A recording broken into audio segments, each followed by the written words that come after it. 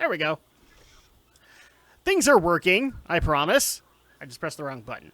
Welcome, everybody, to another awesome episode of Geek News, Reviews, and Opinions, the podcast where we talk about the week's events in Geek for Friday night, September 20th, 2019.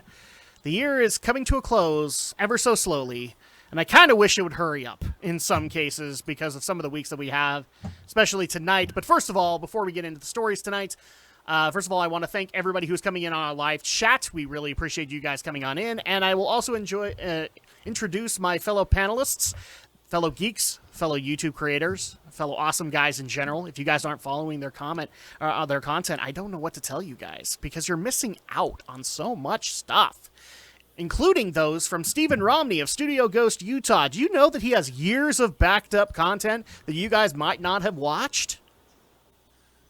Anyway, how are you doing, Romney? Well, doing all right. Unfortunately, I wasn't able to make it to the raiding party for Area 51, so... Were you planning on it? No. I'm guessing there was some sort of interference. I went to the wrong bus stop, and then I was told that the bus didn't exist. Then these guys in black trench coats and sunglasses came up, told me that the whole thing was canceled, so I then just went home. That sounds about right. Did they tell you weather balloons canceled it? No, they just basically said, oh, it's been canceled. You should probably go home and forget you ever saw us.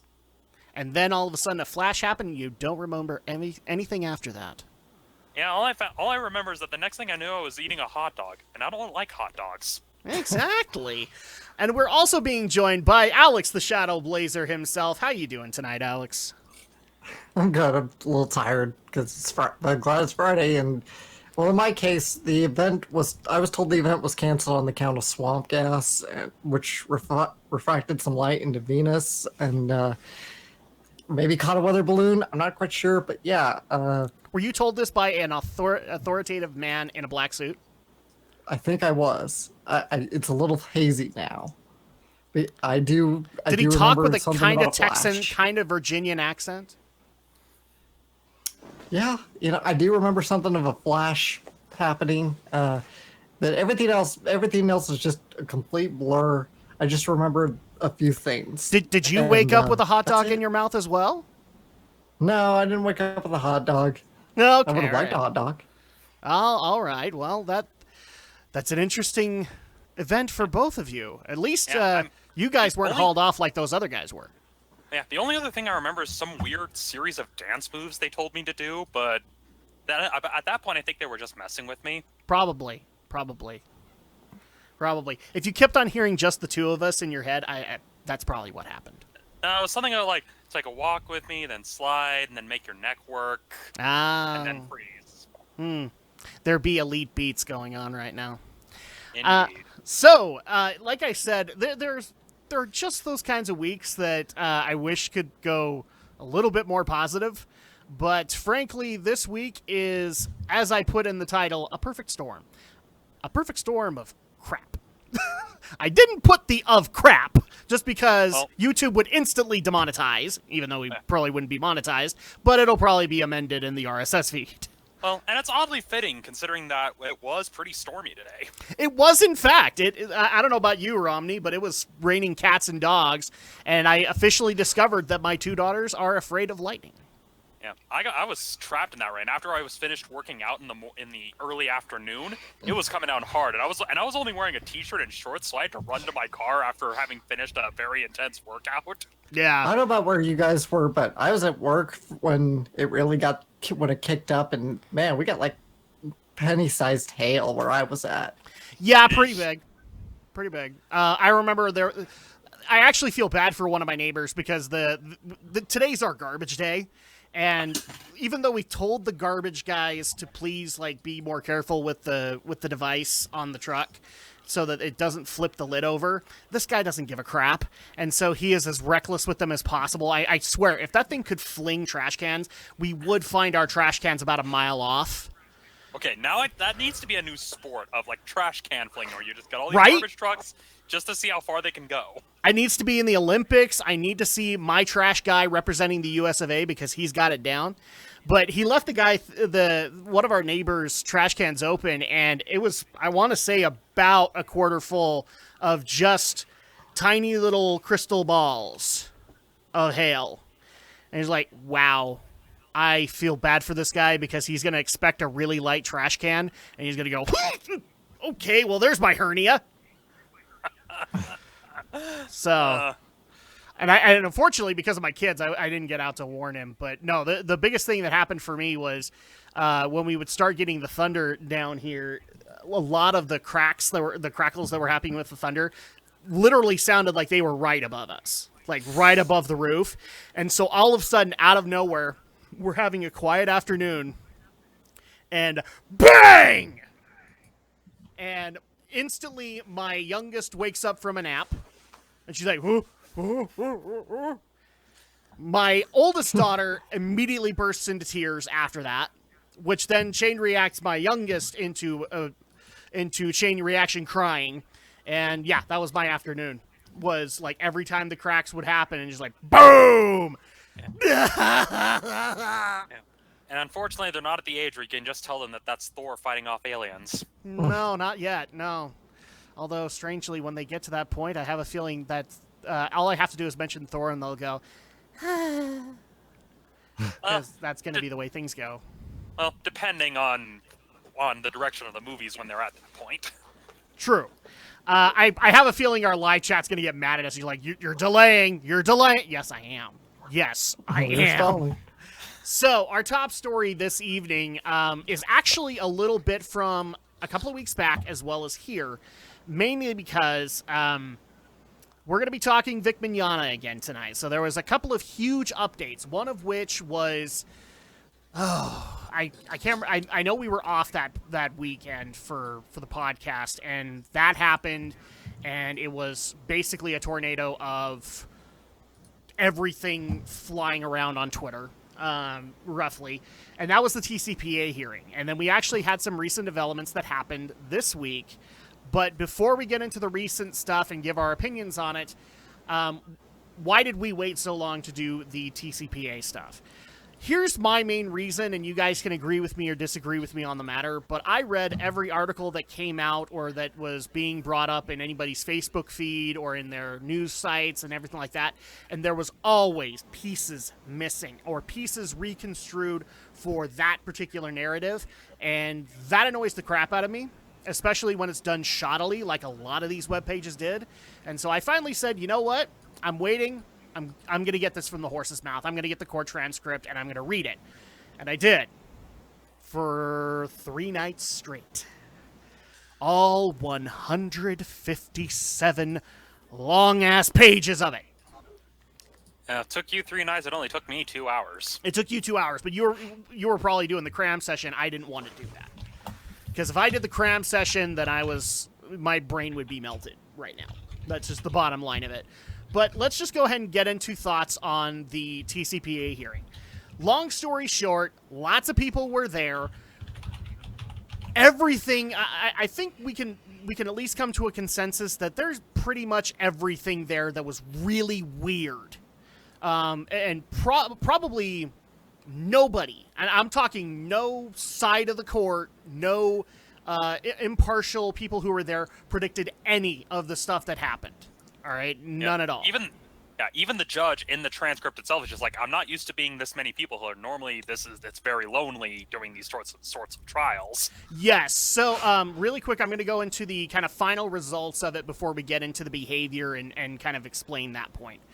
What basically happened was Jamie Markey got dismissed on all accounts. So defamation, conspiracy, all the stuff that she was being charged for, she got dismissed for. Now, here's the thing. A lot of people immediately went, yay, she's no longer part of it. We'll get to that a little bit later, but she's technically still involved in the case. At least her attorney, Sam Johnson, was there for the hearing that followed. And It looks like she's also going to be part of what followed after that. And there's always a possibility that, I believe in the state of Texas and a few other states, there is what's called a motion to reconsider. And I have a feeling that Vic's lawyers are going to be pounding that down pretty dang quick. And if not, there's going to be an appeal process or something like that. Or, and this is in the state of Texas, I'm not sure about every other state, but the judge can also come in and say, you know what, I made a couple of bad rulings and overturn it. That's the way it works in the state of Texas. He can do that if he wants to do it. So, Jamie Markey is done on all counts. This is the one that's been bouncing around, but I was able to finally confirm it. Conspiracy is still being charged to Monica Rial and Ron Toye in regards to the Kamea-Con contract. But Funimation is not being charged for conspiracy, or the conspiracy charge is gone. Yeah, the conspiracy and the liability charge, those were dismissed because the case wasn't strong enough. Yep. Something I'll go into more detail later when we get into our actual opinions of it. But Rial and Toye and Funimation are still facing defamation charges. So that's another bottom line. Another thing that I want to correct on the matter is there's a lot of bouncing back and forth, especially since the Dallas Morning News didn't help this. A lot of people thought that Vic was going to be fined or he was going to be charged with something because he didn't show up. Okay, what you saw was a motion that the defense filed, I want to say a couple of days before the hearing, and they wanted to have him there. Well, it didn't get ruled on, so at that point, he's not being fined or anything like that, and I think they even went ahead and said, yeah, he's not going to be there. I believe he was in California that given weekend. Yeah, it was some sort of convention appearance or something that he was scheduled to do that conflicted, and given that this was a hearing and not a trial, it plays by slightly different rules. Not entirely, but slightly different rules. But the other thing that has to be kept in mind is things like vicarious liability and conspiracy for Funimation. All of those, again, fall under the motion to reconsider, which I can guarantee you is probably going to happen from Vic's lawyers pretty soon. So those are the results of it. That's a lot of the stuff that I wanted to get out there that people are very confused on. Opinion-wise, like, I read all 157 pages of that, and every part of it was weird. The judge was acting like there are only 3 conclusions that I can give you guys because the judge was the most unpredictable aspect of that hearing. And there's only 3 reasons I can think of that he did what he did. He acted the way he acted. 1, he was having a bad week, bad day, something like that. He literally walked in a lot of that dialogue with an axe to grind. And I don't know if it was just because somebody pissed in his coffee, somebody didn't give him his proper Big Mac, I don't know. But something happened there. That's conclusion number 1. Number 2, we already know that in this trial, there's been quite a bit of bickering amongst the lawyers. And also the fact that this is getting a lot more high profile than I think Judge Chupp is used to. And so at that point, he was kind of deer in the headlights, or he was having a major headache from all the bickering between the lawyers, and that added to why he was acting the way he was. And third, it's just, I guess he could be a cranky curmudgeon. I mean, it really could be that way. He's a get off my lawn kind of guy, and he was not taking any of really what any of the lawyers were doing. I agree with our live chat that I think Jamie's lawyer, Sam Johnson, was probably the one that was least on his hate list at that point, but I can guarantee you he had, like, everybody made his list in that hearing at some given moment. So it's a weird hearing overall. I know a lot of Stand With Vickers as well as Kick Vickers are making the whole concept that Ty Beard was completely incompetent. I don't know if I agree with that because after reading that stuff, yeah, it looks like he's deer in the headlights for about the first half of the hearing. But one of the things that you can't predict in a trial is the impartial aspect of it. The lawyers are going to pose whatever they want from their particular side, but you can't predict how a judge is going to react to it, and that's what happened there. And it's very clear near the second half of it, Ty kind of adapted, but I will say that given the stuff that he put in with amended... given what was told of him, I think he reacted fairly poorly in that regard. But then again, I also think Jay Sean Lemoyne did. I also think Volney had a couple of moments where he was really... like, he was deer in the headlights, too. Sam Johnson even had a few moments. He just had the least of them. So that's kind of my viewpoint on the matter. The whole dang hearing was weird. From at least my aspect of reading the dialogue. I don't have the body language because I wasn't there, but I know that Romney also has some thoughts on what happened in that hearing. So let's go ahead and give it over to our personal legal eagle, Stephen Romney. All right. Well, Sorry, I had to do it at least once. Well, I took a completely different interpretation of the trial. I didn't really see anyone as particularly being deer in the headlights, but what I did see, at least how it came across to me, is that, and probably the biggest problem with Beard's arguments as a whole, is the term that he kept using repeatedly, which was rational inference. This is the idea to kind of explain, at least as it was defined in the trial. The idea is like, oh, well, we have evidence of this one behavior, so we can assume that there's other times in which this behavior was exhibited. In the case of the conspiracy and the tortious interference, the big sticking point that Beard kept using was focusing on the Kamea-Con incident, where Toye and Rial were in contact with the person running Kamea-Con, trying to kind of pressure them to drop. Chris Slatosh. Yeah, Slatosh. And basically, the crux of Beard's argument was that, oh, see, we have evidence that they went after this one person, and so it stands to reason that they probably did this to other people. To which the judge kept saying, okay, what other people? Where is your evidence? And I agree with that, but I also think that one of the things they were doing in Discovery before TCPA happened and Discovery halted was they were looking into the other cons, especially the ones that weren't going to be too friendly to them, and see if they could subpoena them. So I get that aspect, but I agree with you. I think that he hammered that a little bit harder than he needed to, and I kind of wondered why he didn't go into the, well, if one con did, and we know that there's at least like 10 plus cons that Vic was taken off of, we don't know if any of those were there, and he didn't really bring that up. Yeah, and that very much is kind of the problem here, was that, especially when you consider early on, where the judge is, at the start of the hearing, the judge is like, okay, we're going to go through the charges one by one and go through with each particular defendant, whereas Beard, right out of the gate, is like, oh, well, it kind of makes more sense if we're doing this like great big picture thing, and the judge is like, no, we're going through one by one, since these are multiple defendants. I think the biggest time where Beard got thrown off was he wanted to add in his second amended response to all of the TCPA claims. And the judge, this is why in a lot of cases I think he had just had it with the bickering, is because, like, I do think that the second amended goes a little bit more in depth into what Beard's argument is, but he couldn't use it because the judge wasn't gonna hear it. So at that point, it's like, okay, well, you took my legs out from under me, and now I have to kind of play it as it goes. Yeah, kind of the big issue with it was because, and this is from the transcript, he was given both sides agreed, okay, here is this deadline to file these amended pleas, and Beard et al. So since Beard wasn't the only attorney representing Vic there was also they actually brought in new counsel. I want to say it's Anli Su, who apparently has had prior dealings with Judge Chup, but yeah, I don't know the details there. But Ty Beard wasn't the only one representing.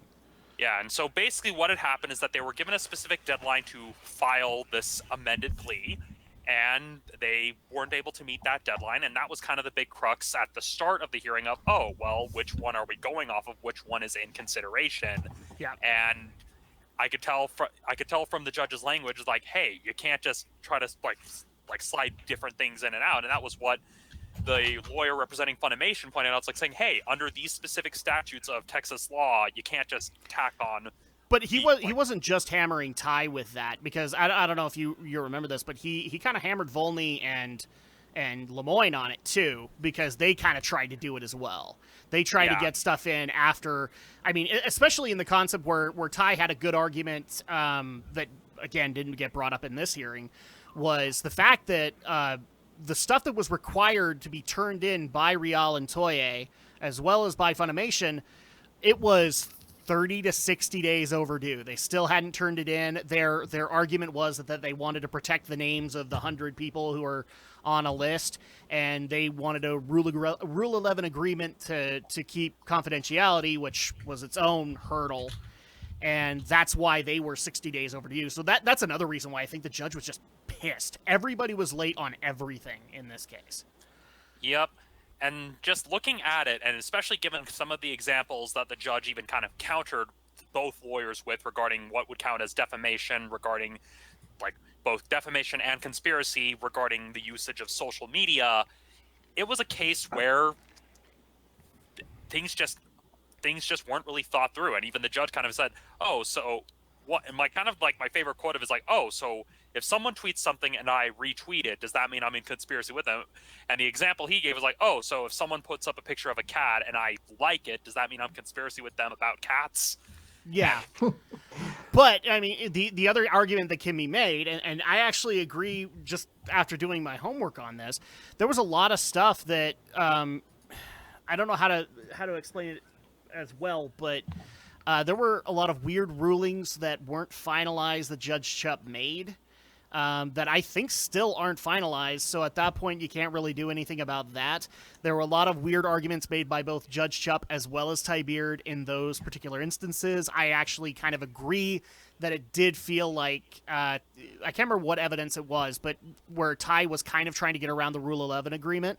I agree that that's kind of what was happening, and that's a little sketchy to me. But overall, like, I mean, the other part of this is that if I know that a lot of people are screaming that Ty Beard's bloody incompetent, but then I look at Jay Sean Lemoyne's presentation of dumpster fires and memes, and I go, really? You're a lawyer that's getting paid how much an hour? And we know how Vic's getting paid, and we also know how you're getting paid, which is out of Monica and Ron's pocket. And that's what you came up with? Dumpster fires and memes? I mean, Johnson went out of his way to prove his case. I would even say Funimation, even though I kind of have a disagreement with their presentation as well, they still produce something far more productive. Yeah, and that's really what it comes down to, is that with what was available and what was present from both sides, then the reason a number of the charges were dismissed is that Beard just wasn't able to make a strong enough case. There wasn't a lot of evidence, a lot of hard, clear evidence that actually strengthened his arguments. And like I mentioned before, he was very heavily relying on the idea of rational inference of, oh, well, we have these pieces of evidence, so we can infer that there's conspiracy, that we can infer that there's collusion between Rial and other people at Funimation. Yeah. But I mean, and circumstantial evidence can only take you so far. Sure. But the other thing, and I'm only stepping in Ty Beard's defense here just because of the knowledge that I've been able to get after the fact. After talking to a couple of lawyers, that hearing also didn't go the way that it was supposed to go. A TCPA hearing is specifically for the plaintiff in proving a prima facie case to be able to go forward, and it did not go that way at all. In fact, I kind of agree with some people where it went into a different kind of hearing called preponderance of evidence, where the defense was actually allowed to be able to make their arguments. So again, the whole process was weird. Like they didn't follow procedure. There were weird rulings being tossed out left and right. And some of them aren't even finalized. Like we don't even know, because it was like, it wasn't like the judge came in and went so ordered. He's just like, I'm going to do this. I'm going to do that. Like, okay. Yeah. And especially when you look at the following transcript, because we have two transcripts we're going off of. There was the transcript of the initial hearing, and then there was a subsequent transcript from 3 days ago, which is basically when the judge is ordering, okay, I'm going to have you guys meet with this lawyer to mediate this, and hopefully... Well, they're meeting with a mediator. Yeah, they're meeting... Basically, yeah, the mediator is a lawyer, and that's kind of his thing. And basically the judge says, like, hey, I'm going to have you meet with this guy, see if you can settle it before I have to make a ruling on these other charges, because this is getting kind of bananas. Okay, and before we get into that, Alex, is there anything you want to add on your thoughts of the TCPA hearing? I don't think there's much I can add, because I have to be honest, I didn't really see a need, or not see a need, I saw a need, but I didn't really feel much like committing my Friday night to reading 157 pages of this. I'm not a lawyer, I'm not going to understand most of this anyway, so I'm going to have to kind of let the almost lawyer among us Stephen Romney tried to explain it to me better than I could probably understand it. So I thank you and appreciate you for that. Thanks. I mean, it actually. What am I, chopped liver to you, boy? Yes. Apparently so. You want to take that dagger out of my back there? I went and did it too. I know you read it, but Romney's actually read up about the law. You know, he almost went to law school. This is true. Like he has a better understanding than I do. I have to go to other sources. Yes, you and I would be the two amateurs reading this and armchair lawyering it. I mean, I guess we're all armchair lawyering it, but at least Romney has a bit more on top of us to understand what everything is. Oh, wow, I think Alex made a football reference and didn't even realize it, because what you were basically going for was like the armchair quarterback. Well, to be fair, yes, I do have more of an interest in legal proceedings, but the other thing people need to kind of realize is that I'm also really good at baffling my way through things with BS, so I probably would be a pretty good lawyer if that was the way I could go through trials, was baffling people through BS. I mean, if the Chewbacca defense could actually be used, that would probably be my go-to. All right. There you go. So there you go. The TCPA hearing is the one that kind of set off just a huge torrent of crap getting flown around on Twitter. People blaming the judge, people blaming Ty, people blaming Jay Sean. It went everywhere. Well, some people took it too far, and the way that we know this is that the hearing we're about to talk about was a meeting between the judge and only the counsel of the parties involved. So Ty Beard was there. I believe he also had Jim Bullock and Anli Su there as well. You also had Jay Sean Lemoyne. You had I think it's Jack Volney, who is the Funimation outside John attorney. Volney. What was that? It's John Volney. John Volney. Thank you. And then also, this is the part that weirded out a lot of people, is that Sam Johnson, who is Jamie's attorney, was also there. Because they're like, well, why on earth was he there if she was completely out of the running? Even Jamie is going on Twitter and basically saying, I took the trash out and I won. But basically what we saw happen was, after the TCPA hearing, it looks like some major threats were made to the courthouse, specifically Judge Chupp. Now, I know that a few of those threats got leaked to the Dallas Morning News, but I'm going to go ahead and be honest with the ones that I read on the Dallas Morning News article. Those aren't really threats. They're more glorified angry Yelp reviews. Because I didn't really, like, if we're going to go for the letter of the law here, there was no point where they're like, I'm going to go to your house with a knife. And that needed to be there. But I do believe that there were credible threats that were sent in, but were not shown in this hearing. And they were being investigated on their own. And so at that point, Judge Chupp basically ordered for them to go see a mediator and see if this case can be worked out through mediation, which immediately people jump to, oh, this is advantageous for Monica, this is advantageous for Vic. And my opinion on the matter is, since I've seen mediation in my life from various people who have had to go through it, both civil as well as family court, mediation is just as much a flip of a coin as that hearing was. It really is. It doesn't, like, For one thing, there's not going to be one person that walks away with everything in mediation. That's not the way it works. Some people are going to have to concede some points, et cetera, et cetera. But I'll let Romney explain mediation overall so you guys can get it. Yes, and kind of looking at the point of the hearing and why people are kind of confused that Johnson was there, and the judge made a point to address it, saying, yes, the charges are dismissed, but this may come up again in appeals Hence court, what so confused a lot of people on Twitter. Like, we thought Jamie was out. She's not. Yeah, she's not, and the judge made a point to mention, oh, hey, well, I know I dismissed the charges against her specifically, but given that this can be appealed, you may want to be there at that mediation, so that way all parties involved can reach some sort of an agreement. And I found it fairly interesting that the judge brought up appeals and things like that. Almost like the judge kind of knew after he walked out of the courtroom, yeah, I probably hammered on people a little too hard, but I thought it was interesting that he went that direction and brought that up. Yeah, especially how casually he mentioned it. It's like, yeah, people may appeal this to the higher court. Sometimes they agree with me, sometimes they don't. Yeah. And so it makes sense that Jamie's lawyer would be there saying, "Hey, you should probably get in on this that way," because with mediation, the idea here, and I think as someone who's gone through some, granted, this was a much smaller form of mediation in a junior high setting, Yeah. but the idea is that a mediation is more akin to a negotiation where you have the two parties, or in this case, the multiple parties, both plaintiffs and defendants, coming around together with their counsel, and they're basically saying, okay, let's negotiate some sort of settlement so that way we can basically withdraw this from the court. This is where you often get a lot of news about a lot of lawsuits where they settle out of court. It is usually through procedures like these, which with mediations, they are usually overseen by lawyers who are kind of the intermediary, who are the impartial party who kind of helps.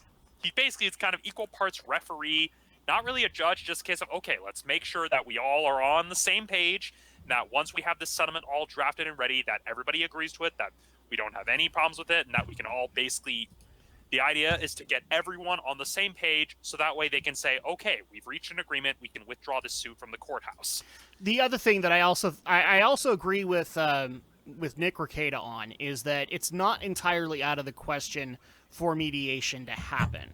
I do know that there are states that require civil suits to at least go through mediation once before they officially hit a trial, if they actually do go that far. But I don't think Texas is one of them. I think it was just the judge basically covering all the bases here. He was basically saying, like, this, we should at least go this step first because of all the crap that's happening around us, and we should at least try to be the bigger men in this situation. And that's really what I got out of the statement that he made, is that he really wanted Monica, Vic,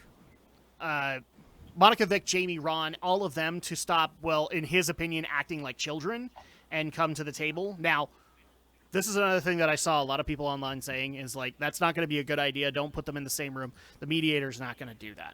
If they downright hate each other, the mediator is probably going to put them in two separate rooms and go back and forth to figure things out. If you want a good example of that type of mediation, there's the episode of King of the Hill where Jimmy Carter is having to mediate between Hank Hill and his father after, like, building a house. Cotton walls himself up, and he's basically having to mediate between these two. Yeah.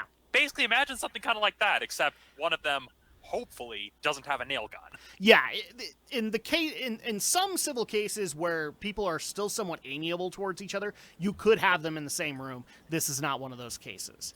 Yeah, and that's one of those things that you have to kind of, it's on a case-by-case basis. Sometimes you can get them in the same room and get them to agree, but given the number of people involved, this is probably going to be a case where... And considering how much tempers are firing right now between the two parties. Yeah, most I can see is that you may not necessarily get the actual plaintiff and defendants, but I can see all the lawyers, all of the counsel being in the same room and discussing with each other. That I can see. But if it's a case where if they have the actual parties there, where if you have Jamie there, if you have Monica there, you have Toye there, and then you also have Vic there I can see them trying to split them up. Which is what Judge Chupp ordered, is that everybody has to show up. And this is why I like that you brought up Sam Johnson's clarification. He was sitting there going, do we need to actually go? And he was basically told, yes, you and Jamie both need to be part of this. Yeah, and even then, it wasn't even that both need to be. It was more a case of, hey, it would probably be a good idea. That way you can't get dragged back in through appeals. Exactly, because then at that point, it's going to be a whole other monster. And here's the thing. I don't even think, I think appeals might happen, but I think the first thing that will happen is this motion to reconsider. Because at that point, then Ty is going to go in, now that he knows what he's dealing with, he's going to be making a more geared argument towards Judge Chupp and what Judge Chupp wants, because here's the thing that's really weird with his argument. He had what the judge wanted. It just was in the second amended response that he had. So at that point, he can reconstruct that and give that proper argument that a lot of people think he didn't really give. Yeah. Plus, another thing people need to remember, that this isn't the judge saying, oh, mediate and then talk to me later. They do have a clear deadline. The judge basically said, okay, try mediation, but if you can't come to a settlement, then I'll be making a ruling on, I believe it was October either 5th or 6th was the date that he gave. It's going to be like right along with the 30-day deadline that needs to happen with TCPA. So at that point, he really wants to just get this going And then at that point, if mediation helps, if it doesn't help, then he will make a ruling on the remaining charges.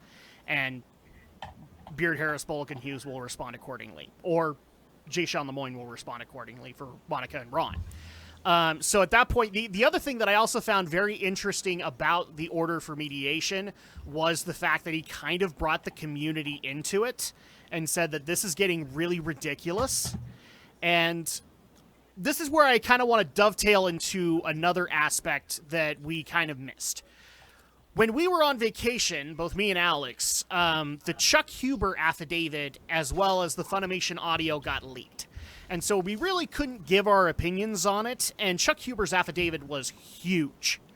And so at that point, I knew that there were going to be certain aspects that people wanted, and I wanted to be able to take those apart. I don't know if we're still going to do that because, unfortunately, a lot of that stuff I think is going to get covered later on. But there's one in particular that I want to bring up that I know that listeners wanted us to talk about.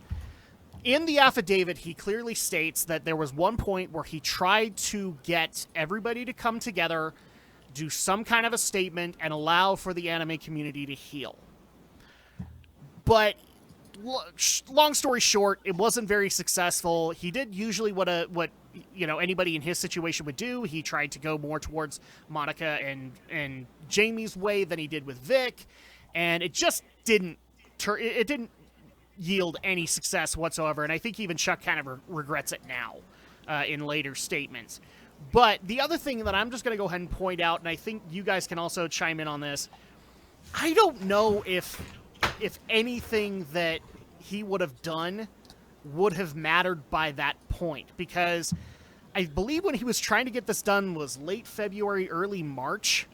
And by that point, I think there had been 6 months where there already was a divide between anime fans and companies like Funimation.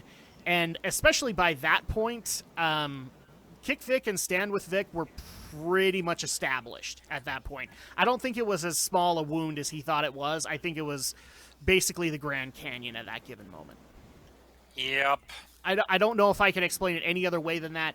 And I can't think of a better example to explain that than what happened after the TCPA hearing, where you had the Kick Vic people going how stupid Ty was and how they totally won this lawsuit and et cetera, and then Stand With Vic bouncing back and saying, no, this isn't over yet, this can still happen, and it was all via animosity on Twitter, Facebook, anywhere that they could do it. And so at that point, that is a serious concern now with this particular case. So at that point, anything you guys want to add in on that? I know that Chuck Huber wanted to try and fix that, and I know that Judge Chupp also wants to try and do that. He understands that Vic and Monica are people of influence in the anime community, but do we see that working at all? Honestly, not really. And the mediation may work, but even then, I'm not entirely optimistic that they will reach some sort of agreement ahead of this deadline. Just given the way things stand and the way things have been filing, I don't entirely see it. And especially given that the appeals process is there, yeah, it's a case where I'm not entirely optimistic that the mediation will actually. I already think that. So Monica and Ron and Jamie are pretty much saying on Twitter that we are on the side of truth and we will not bend, we will not falter, we will not anything like that. And they're going to walk into the mediation with that in mind. But I'm also going to say that given what I've seen from Vic Mignogna's deposition, he feels betrayed. He feels like, a lot of people that he considered dear friends are now trying to wreck his life. I think he is also going to walk in there with a bit of an axe to grind as well, because this is all happening to him and he's very betrayed, very depressed by all this. So I really do believe that, when it comes to Ty and him coming into mediation, I don't think you're going to be able to get any solutions on that matter. And I would actually like to say this. I know that some people are weighing in on whether or not mediation is in the favor of either party. Mediation really isn't, because there's always going to be a little bit of give and take. Sometimes it's bigger with one party than another. But the bottom line is that you already have people pretty much divided into their camps as far as this is concerned, as well as I would actually say that this kind of leans a little bit towards Vic, because Judge Chupp could have immediately dismissed all of the charges, but instead he went down the road of mediation. So at that point, at least it keeps Vic and Tiberiad in the running here. And even if the mediation doesn't hold out, it doesn't necessarily mean that the next day Judge Chupp isn't going to look at this and go, well, defamation's still there, and upon reconsideration, we're going to bring defamation back for Jamie Markey or tortious interference for Monica Rial and Ron Toye. We don't know what's going to happen at this given moment. All we know is that they got to do this first. So, Alex, anything you want to chime in on this one? I guess in regards to the question, I don't know either where it's going to go. I mean, if mediation essentially means they come to a settlement and then this lawsuit concludes there, then I think by that point, then yeah, things will finally begin to wind down, calm down. Yeah. It might still take some time, right? But I think then it's going to happen. And I think obviously the reason Judge Chupp is pushing for a mediation is because of how out of hand things are getting. His ruling did attract some pretty serious statements here. I can read them right here. If you're talking about the Dallas Morning News ones, again, they don't really say, I'm going to come at you with a knife. They're more like angry Yelp reviews to Judge Chupp. Okay, I'm going to call bullshit on that, Adam, because here's what it says. Hello, I just wanted to let you know that Judge Chupp is a brain-dead moron, and I sincerely hope that someone accuses him of rape. You are the cause of school shootings, suicides, hate, and violence. Judge Chupp let a group of open criminals go free. Shame on your kangaroo court. When people start uprising, I hope your court is the first thing targeted. It may not be a direct threat. It's not the same. Yeah, it's not, I'm going to come shoot you up right away, but it's a threat nonetheless. I don't know how you can interpret that. It is a threat, but it is not a death threat. It's still a threat. That's a threat against the court, and that's still illegal. But here's the problem with the threat argument. Again, you have to threaten violence. They did not. They just said we want a bunch of horrible things to happen. That's an angry Yelp review. What else do you call that, Adam? It's a disillusion. The strong reminder that justice only leaves the barrel of a gun. When the state fails to defend its citizens, it's only natural that the citizens take care of themselves. It would be a justified kill, and the person doing it can even get annulled for that act of killing and found not guilty for murder. How can you not read that as a threat? Because it's not. It's not saying I'm going to shoot you at 3:00. We're going with the letter of the law here. And the letter of the law says you need to have a statement, I'm going to come at you with a knife. That's not what the letter of the law says. That is what the law says. I've had to deal with this on a number of occasions. There is a difference between that. Adam, what they're have you been basically threatening doing politicians again? Okay. And that television. Okay, both of you. Enough of that bullshit argument. And two, there is actually an argument there. You actually do have to have that before action can be made. This is basically a glorified bad Yelp review. That's why I say it is. They are criticizing Judge Chupp. They are criticizing the court. They are criticizing all of this stuff. That is not a threat on your life. That is an assumed threat on your life. And be prepared. I hope disagreement. I bet a Yelp disagreement is, I'm sorry, Judge Chupp made a mistake. I disagree with his ruling. It's calling for civil unrest. You clearly have not read Yelp reviews. Yeah, well, nobody gives a shit. This is not Yelp reviews. We're talking about threats against a public institution, a court, and a judge. They're reviewing the contact of Judge Chupp. That's what they're doing in that case. That's why I'm conceding to you there are more credible threats that were not brought out, probably because Judge Chupp knew that this was going to get leaked pretty quick and kept things pretty tame, or maybe not even him, but security at the courthouse did.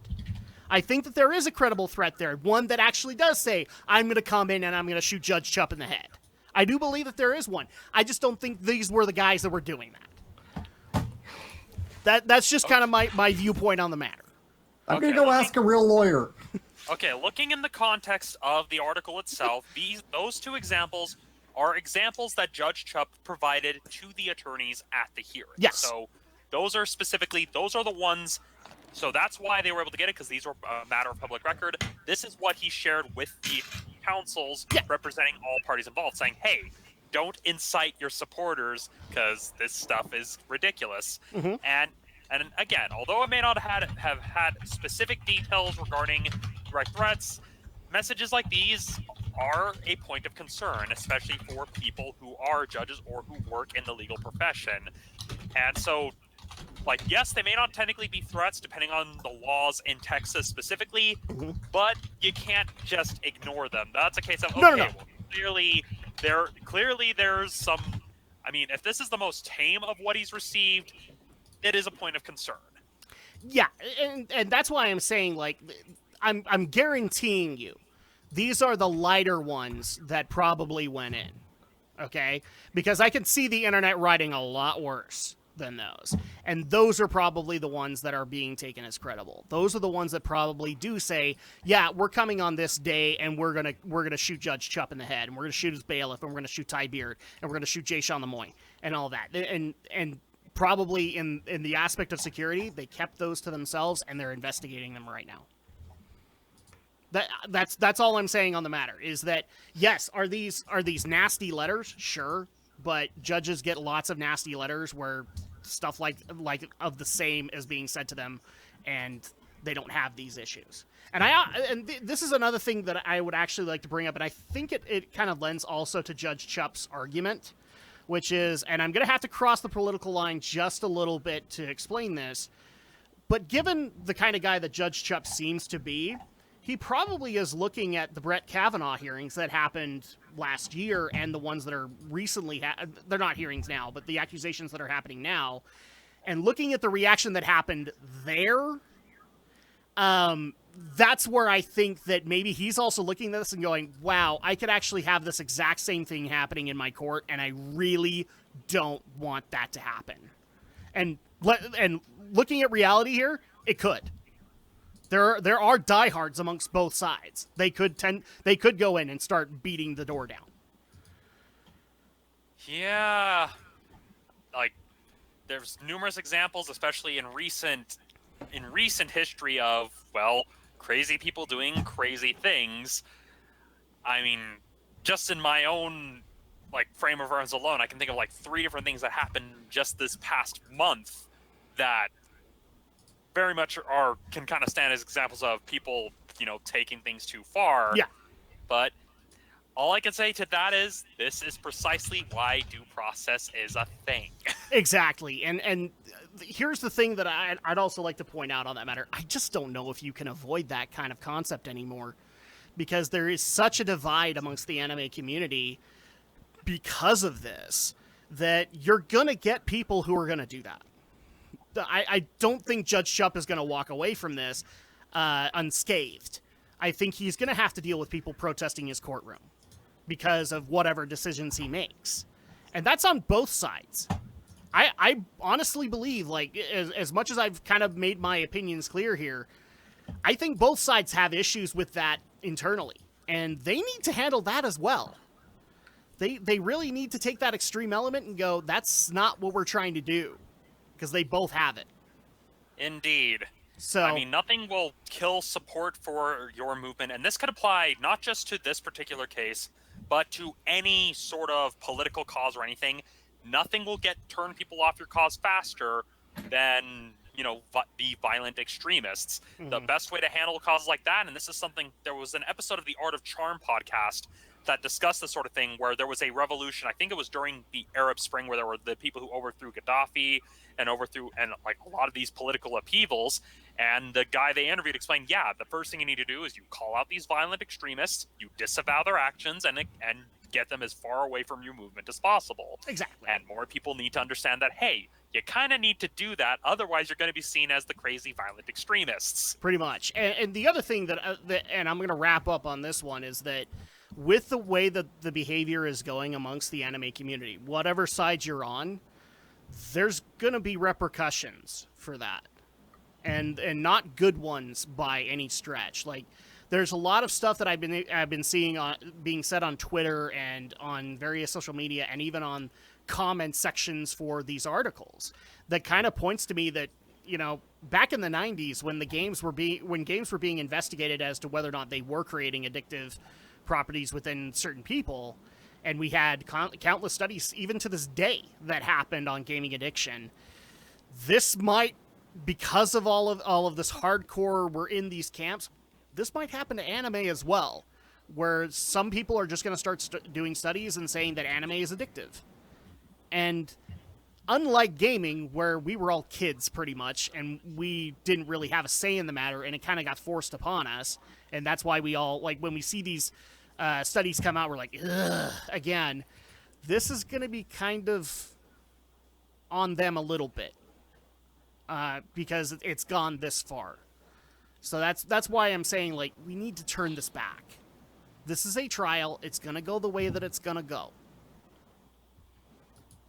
We will continue to report on it when there's any major developments, but I think until mediation is done, we're not going to see anything on it. Yeah. Both mediation and if the mediation fails, if we get another ruling, there's a lot that's up in the air, but that's the thing about these lawsuits. And to kind of end things on a bit of a more humorous note, reading the transcript, it ain't exactly a page-turner. There's a lot you have to get through. Oh, yeah. There's a reason that Law & Order and all the other cop shows skip over the boring They parts flare of the it trials. up, yeah, because his actual law is kind of boring. Yeah, I mean, the best way to describe it, imagine that you pick up a random comic book, but in, like, every third panel, you have, like, one of those boxes that says, this occurred in issue number this, number 57, this occurred in issue number 63. That's basically how lawsuits work in a nutshell, is constantly referring to specific laws and specific cases, but you have that, like, every third panel. That's how I felt when I was reading this. Like, oh, because of this case that I don't know about and haven't read. Oh, because of this case that I don't know and haven't read about. And to think that people in law school have to read, like, 4 or 5 of these on within a week or even within a day on a regular basis. Yeah. I mean, wow. Just, my brain was mush when I was done. Yeah, pretty much. Like, again, I had to spread this out between 3 nights, but I would get to like 10 or 11 and I'd be like, I have to put this down. I have to. It's so hard to be able to read this and still stay awake.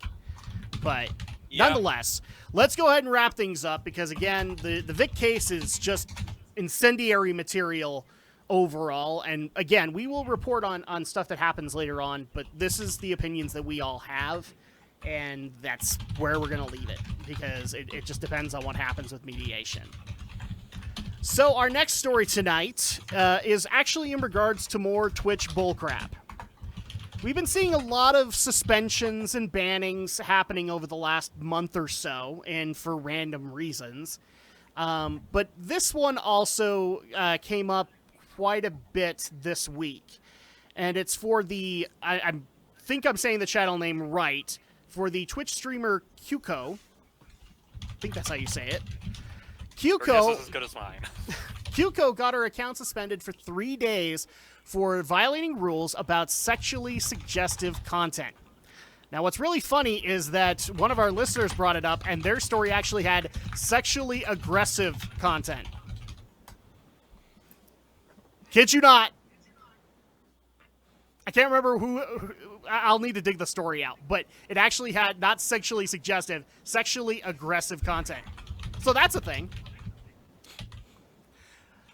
I mean, it does exist, but there is such a thing as being sexually aggressive.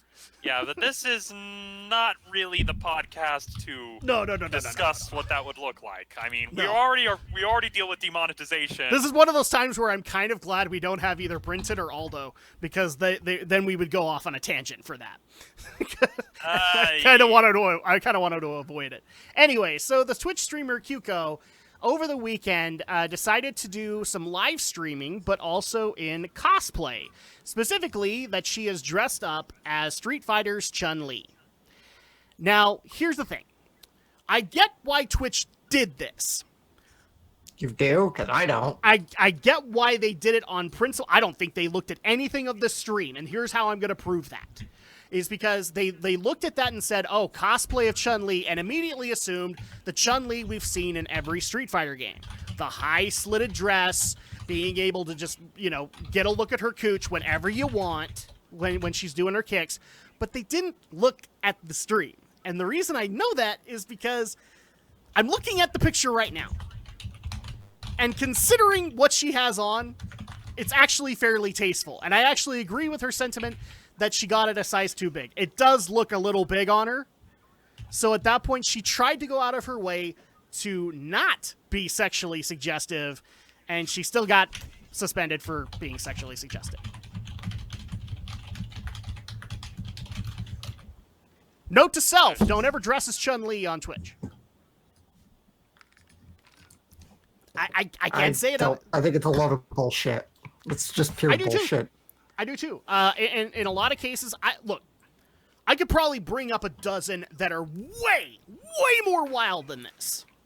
I think even Jessica Negri has one that's way worse than this. This is fairly tasteful. There are cleavage streamers who show off more than she does. Sure, but that's what I'm saying is, like, for a Chun-Li cosplay, this is fairly tasteful. This is keeping in mind that some of your audience is kids. Because I've seen way worse at conventions, boyo. I have. Like, they emphasize everything about Chun-Li. Or they actually go in for one of the various Chun-Li costumes that's hit Street Fighter V that are basically accommodated to meet every single sexual fetish ever. And they'll dress as those. So instead of getting the regular blue dress, like, Romney will know what I'm talking about. Instead of getting the blue dress, you will get, like, the sexy black dress. Yeah, and those are only just two of them. I mean, there's a whole range of costumes to choose from. Some that are more tasteful than others, depending on, well, whether you're talking Alpha or Street Fighter Third Strike. But sure. Well, looking at this, and I'm kind of with Alex, this is very dumb given what other streamers have gotten away with, and given that the guidelines are intentionally vague, that is also part of the problem. And from other times we've covered these weird bans, there's also a case where there doesn't seem to even be a real appeals process. No. So it's a case where this is one of those cases of Twitch. You're not really playing it safe here. You're basically, by not having, codified rules, you're basically giving whoever monitors this at Twitch a blank check to ban whoever they want, and, you shouldn't really do that. And I agree. Not if you want to compete with YouTube. I agree. I think that considering the outfit she was trying to go for, she was fairly tasteful. I would look at that and see my little girls watching her and go, okay, she's fine. As long as she doesn't go parading around in the room, then she should be okay. And even then, that's parading around, it even then depends on, if she's just showing off the full costume and not really doing anything. So, she's not intentionally kicking out of nowhere. I'd be okay with it. Well, yeah, and even then, even kicking, that is, again, it comes down to the specific context of it, because I've seen some cosplay videos where some of them do try to recreate some of the moves, and some do it fairly effectively. Sure. Not for the purpose of titillation, but just in case of, oh, hey, see how close I got to recreating these these techniques. Cami cosplayers do this a lot, too. They try to recreate the drill kick and all that. Yep, the spiral arrow and a lot of those other techniques. I mean, Eric Jacobus has built an entire YouTube channel on that sort of thing, so... Yeah, pretty much. But I think something's getting crossed a little bit here. I'm agreeing with you guys. Do you guys think I'm not? No. The 3-day suspension is bullshit. Well, I think there's a theory. I'm not I think this is something I heard. I'm not sure if it's true, that maybe trolls on her channel just en masse reported her, and it was automated bots that gave her a ban, and which is a problem in of itself. So yes, obviously there's no Twitch moderation actually taking a look and just left it to automation to take care of it. Well, and I think the trend is now being called botting the thought, and at this point, thought is basically... It's an acronym that stands for that hoe over there. Yeah, and it's also being used for other people as you're stupid kind of thing. And so at that point, it could be used in either of these contexts, but I agree with you guys. It's funny how some of the things that we're talking about with Twitch right now are exactly the same problem and have been for years with YouTube. That their guidelines are way too vague, way too ambiguous, and so at that point, anything can qualify as a suspension. All they have to do is just say, and they rely too much on automation. What was that? Yep. And they rely too much on automation to police and moderate content. Which is funny, because Twitch immediately, when Twitch got bought out by Amazon, they were saying they weren't going to do that. And now they are? Huh? It's because Bezos wants to save more money so he can continue being the richest man on the planet. Guys, relying on automation doesn't work, because context matters. And on top of that, the other thing people need to understand, when you're using algorithms of any kind, there's always that early part of the process where the algorithm, has to learn. And what is the way most things learn? By making mistakes and being corrected. Yeah. And so that's the other thing, is that people rely on these algorithms and rely on automation, but they don't have the patience to actually take the time to make sure the system is actually going to work. They immediately want to jump straight to, I'm going to just set it and forget it. But the thing is, this isn't a Ronco rotisserie oven. You're dealing with a multi-million-dollar website with millions upon millions of users. You can't just set it and forget it. It is not chicken. Exactly. You can't do that. And you can't rely on automation, because in a lot of cases, you got to look at the context here. Is it a bunch of people just trying to ban her because they want to? Or is it because she actually is doing something inappropriate? I would actually say she's not. That would be my argument here. If she was... Now, here's the thing. Later in the article that we have, they actually point out that she was previously banned in August for dressing as Mai Shiranui from King of Fighters. Now, that's hard to make tasteful. So at that point, I haven't seen the outfit, but it's harder. And so at that point, maybe it would fall into the guidelines a little bit more. But she's saying under the exact same context that they did that then too. Yeah, plus it's also that's where it's a case where it raises the question of, okay, going from character to character, where do you draw that line? Yeah. I'm reminded of that episode of The Simpsons when Marge gets Itchy and Scratchy toned down, and then when Michelangelo's David is being shown in the Springfield Museum, and she says that she's fine with it, Dr. Marvin Monroe is just like, how can you be in favor of one form of freedom of expression but not another? Exactly. And that's kind of that same thing here. It's like, you can't really, if you're gonna go after someone for dressing up as a female character from a video game who happens to have a very suggestive design, where do you draw that line? Now, again, context is key. Is it actually something meant specifically to titillate the audience, or is it just someone who enjoys playing these games, dressing up in a costume, and then just live streaming while wearing this costume? And here's the thing, is like, Kyuko could have that exact same MO. Like, she could be a Twitch boob girl. But, it's one of those things where I have to stand with her. This is not in any bad taste. This is not in any kind of sexually suggestive way. But, on Monday, she could be actually doing the booby streamer thing, and then I'd have a completely different opinion. I think with this whole context, we all have different opinions based on what we're seeing. Yep. But that's why I'm saying you have to have a person come in and review it. Yep, especially when you consider that you have a lot of people who target a lot of these female streamers just by the simple virtue that they're a girl that is streaming video games. There are a lot of douchebags out there that is what they do. And in addition to having someone dictating the context, you need to also have someone there to weed out, okay, how many of these people are genuinely reporting a genuine problem, and how many of these people are these crappy shut-ins who think that just going after any female streamer because games are for boys, it's crap like that. And it's not limited just to streamers on Twitch. This is something that a lot of women who run channels on YouTube deal with. And the other thing I also kind of want to point out, girls are not the sole target. They are not. Guys get this stuff too. So like, for all the people who are saying like 75% of it is women, I don't necessarily agree. I think it's more 60-40, because it does happen to guys too. And it can be a hot day and dude takes off his shirt, and that's considered bad, but yet body painting isn't. True, but that's getting into a whole different again, the debate. Context is different. So at that point, like, that's where this gets really, really weird. But also, this is just, unfortunately, kind of a bad string of behavior for Twitch. It really is. Like, I think they're kind of digging themselves in the exact same hole as YouTube. Yep, that's pretty much the simplest way to put it, is that relying on automation or just expecting to do nothing and hoping it goes away, that doesn't really work. And one thing that we haven't really talked about, but I think Alex and me have talked about it quite a bit, is that, there are a couple of protections that keep YouTube and Twitch in the clear, but then there are also some decent legal arguments that could be made that automation is actually not following those agreements, and all it takes is one judge's ruling, and YouTube and Twitch are in a lot of trouble because they have not 10, not 20, they have thousands of automated claims that have issues. And it's not even just limited to just judge rulings. There are even just cases where something could be passed in Congress that could suddenly either take away the protections or change the protections. the mysterious Mr. Enter discussed this in his series Technocracy when he was covering specifically Tumblr and how, like I think it was the year before last, where they suddenly got rid of all of the adult content on the website.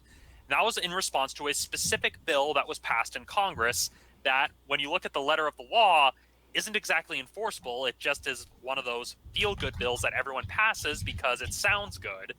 And it called into question of, okay, well, what about these safe harbor protections? This was a law that was meant to target people who were using websites like Tumblr and Facebook for child sex trafficking, but because of how vague it was, it kind of called these safe harbor protections that a lot of these websites have into question, Yeah. which led to Tumblr basically putting the kibosh on all the adult content on their platform just so that they could remain in the clear. It's the same thing that we're seeing with YouTube with everything, and that's another problem, is that you have people who don't entirely understand the law making these laws and getting them passed and creating more problems down the road. Pretty much. So, Alex, final thoughts on this before we move to the next story? I don't think I have much more to add. Just Twitch, get your act together. Because And- we all remember you barely touched the girl who threw a cat out a window, but this is what warrants your Yeah, that's attention. another one that's weird. Jeez. The one that threw the cat Yeah. out the window? No, what was it? One did do it and didn't get suspended, and then another one did and got suspended, right? Like they threw a can't cat off remember a exactly. keyboard. I can't remember. But, Go ahead.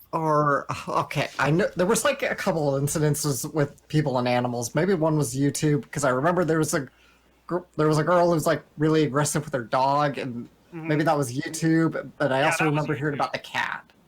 Yeah, That was the YouTube? dog, that was YouTube. Okay, yeah, there's so many streamers out there; it's hard to keep track of them all. yeah, really. Jeez. Yeah, so final thoughts on this one is this is just getting dumb. And here's the thing, Twitch and YouTube, you are digging a hole that it's eventually going to start filling with mud or with whatever crap from the sewer tunnels is going to come in there. This is going to come back to bite you with all the vague rules. It technically already is. We didn't cover this, but they already got YouTube already got fined like at what, 180 million? Yep, for collecting children's information without their parents' consent. Yeah. So you're already seeing some kind of penalties on this. But moving on into the next story, when I saw this, you know what, Romney, you're going to need to take over for just a second. Could you really quick? Well, the reason for this, I'm sure, is because it's just inconceivable, for lack of any better pun. Inconceivable. Yes, and if you're wondering why we're referencing The Princess Bride, well, that's because there was a story that broke, the article coming from theplaylist.net, and let me open by saying this: nothing has been announced, nothing is in the pipeline. This is just a Sony executive saying, oh, hey, a lot of people have come to us saying that they want to remake The Princess Bride. We've heard numerous pitches. And that's basically all the article says, is that Sony says, oh, hey, we made this deal with Norman Lear, who was a very influential producer in the 80s, and since we've made this deal, we've had so many directors and celebrities come to us saying, hey, we want to remake The Princess Bride. And naturally, well, a lot of people, and likely Adam as well, since he had to step away, lost their shit. I'm seeing two Romneys. Just saying. Is anybody else's ears ringing? All right, No. so Well, remaking The Princess Bride. Why? Simple. Don't do it. I mean, Well, honestly, Carrie unfortunately, Elwes is... Hollywood isn't as smart as you, Alex. Well, and again, like I clarified after you had walked away, so you didn't hear this, nothing's been announced. No. This was just a Sony executive saying, hey, a lot of people have approached us about and have pitched us the idea of doing a remake. And it all stems to a deal that was struck with producer Norman Lear, who had produced a bunch of sitcoms, as well as a number of films. One of those films happened to be The Princess Bride.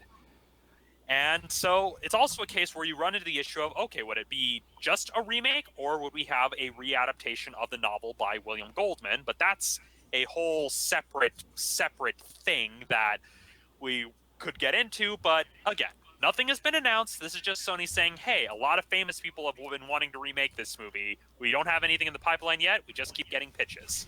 Yeah, The reason I kind of hit my head on the door is just because I agree with the other thing that we're going to bring up with this is that they got a pretty immediate response from the star Carrie Elwes, who played Wesley in the original 1987 production. And that being, I'm just going to go ahead and read it verbatim, so give me a second to bring it up. There's a shortage of perfect movies in this world. It would be a pity to damage this one. Now, Just brilliant. Which is brilliant. I think it's actually quoted from Princess Bride in a weird way. But, yeah, I mean, it's right. Like, I've been saying this about things like the Final Fantasy VII Remake for a long time. Some things are just perfect storms. You can't recreate them. You can't just bottle them and continue to milk them, like a lot of these movies are doing, or a lot of what current Hollywood is doing.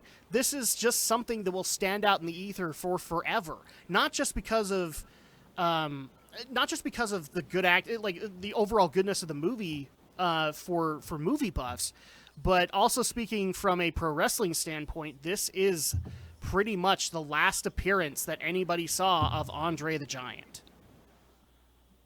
And it's held sacred to fans of pro wrestling that are also fans of The Princess Bride. Because this is Andre as best as you could get him, especially with a lot of the pain that he was dealing with at that time. Why would you wreck that? By remaking it and hurting it by having an inferior remake. Because money. I know. Insert that Mr. Krabs meme. Money! I know. Yeah, so it's like, money! So I think it's pretty clear that our opinions on the matter are this shouldn't be remade. Yeah, and as some people even point out, it's like, didn't we technically get a remake with Once Upon a Deadpool? Pretty much. But it's just one of those things where even if they did do a Princess Bride remake, I probably wouldn't see it because I'd always want this to be the 1987 version to be the equivalent that I always go to. Like, even I remember just being in like class one day randomly and going, "Oh, not the Princess Bride," and just being that usual emo teen kind of thing. But after it started, I'm immediately back into it. And I'm enjoying it. It is pretty much the perfect movie that's got something for everyone. I mean, those things are very much, like you said, lightning in a bottle. I mean, it's the same reason why you would never be able to remake a film like Casablanca, for example. Mm-hmm. It was just the perfect storm that came out at the perfect time, and there's no way you can expect to match it in the same way, shape, or form. No. And even as I looked into the original novel and thinking, okay, well, maybe if they did a readaptation, but I look at this, I'm just like, well, it's the perfect adaptation. It took out all the stuff from the novel that didn't work, left all the stuff that did work, and is actually, between the two, it's actually much better than the novel, because the novel has a lot of extra information that honestly isn't needed, something that the author himself calls out in the novel itself. Yeah, pretty much. And I will still say, as far as the movie is concerned, and people have to fight me for it, best performance from Mandy Patinkin. Like, I'll find stuff where he's good in it, but is he Inigo Montoya good? No. No, he's not. I would actually say this is probably one of the best things Carrie Elwes has ever done, even when they tried to make fun of it a little bit in other movies like Robin Hood Men in Tights, where they try to slowly or subtly allude to it. This is by far the best thing that he's ever done. I think even Carrie says that. Like, yeah, especially he tells a lot when he goes to conventions. He'll tell a lot of the stories from on the set regarding like how Andre the Giant, because he was too big to fit in the vans, he was given like his own personal ATV to get around. Yeah, he was given his personal ATV. You couldn't buy drinks for him, by the way. You could he would go to the bar and he'd look at you and go, "Boss, I'm buying drinks," and I think the night that they did that, Carrie was with them as well as Billy Crystal and the director. They're like, no, we can handle our own. I'm paying, boss. You don't do that with Andre the Giant. And actually, this actually hits a little bit of a nerve with me because I just barely saw or not barely, but earlier this year they had the HBO documentary on Andre, and they brought in the Princess Bride cast to give their opinions on Andre because this is one of the last times he was seen in media before things got way worse and then he ultimately passed away. Yeah, because I remember even one of the stories talked about how during filming there he like got so drunk that he passed out and nobody. They had at least 10 people try to lift him, but they couldn't, so they Yeah. had to leave him in the hotel lobby and to let him sleep off the alcohol. Mm-hmm. Yeah, and this was just where Andre was at that given moment, and it's one of those things to hear about that, and it's sad, but at the same time, you hear people like Billy Crystal genuinely caring about him, and it just adds a whole new flavor to it. It's one of those things where, not only as a pro wrestling fan, but also as a movie buff, I would never remake this movie. You couldn't pay me enough. Yeah, and even looking at it, even as I loud in my head, oh, maybe adapting it to a different medium like animation, no, even then, even if we were to try to do an animated film version of it, it just wouldn't be the same. You can't replicate what they did because everything just lined up perfectly. Yeah, I can't think of a better way to be able to say it. It's a perfect storm. You can't recreate a perfect storm. That's why I like the title of this episode. We're talking a lot about perfect storms. You can't recreate them. They're just going to happen. Yeah, here's a suggestion, Hollywood. Instead of remaking the good movies, why not take a bunch of the bad movies, the ones that aren't expensive to get the rights for, and remake those. Remake the bad movies because, one, you don't have to pay as much money to license them, and I'm sure the people who own the rights to them and people would appreciate it more, by the way. Yeah, people would be. It's also a case where, oh, hey, it's cheaper to license. You don't have anyone with any fond nostalgia attached to those bad movies, and so you actually have a chance of actually making something really good. And before people think, oh, that's never been done before, John Carpenter's The Thing. Yeah. That's a remake. It's a remake of a really bad horror movie from the 50s, and guess what? It became a really, really good film. It really did.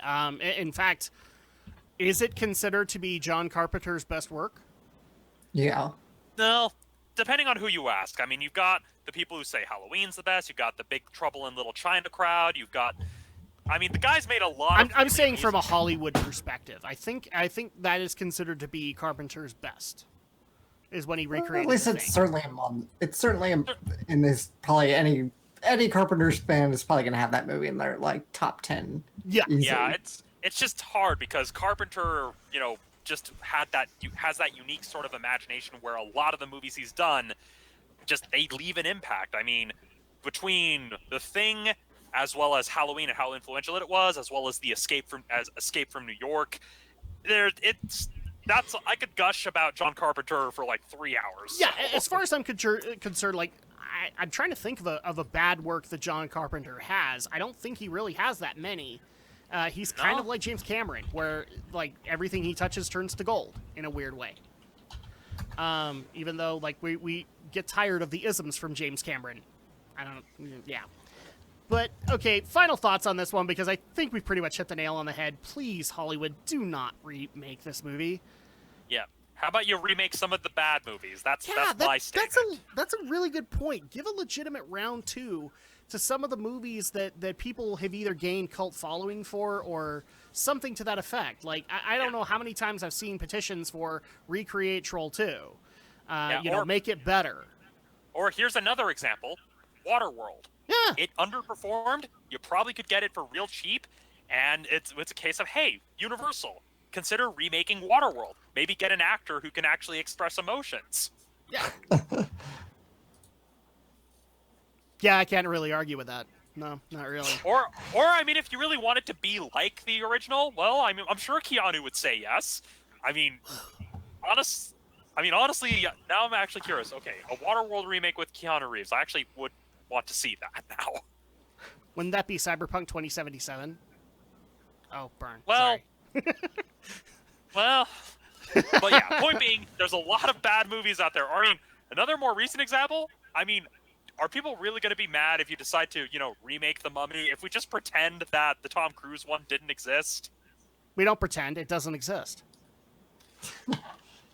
Unless it comes up on Geek News Movie Night. Just saying. Well, or if you're playing the Mummy Demastered, this is true. The only good thing the Mummy gave us. Demastered exists, but there's no other Mummy movie outside of the 90s one.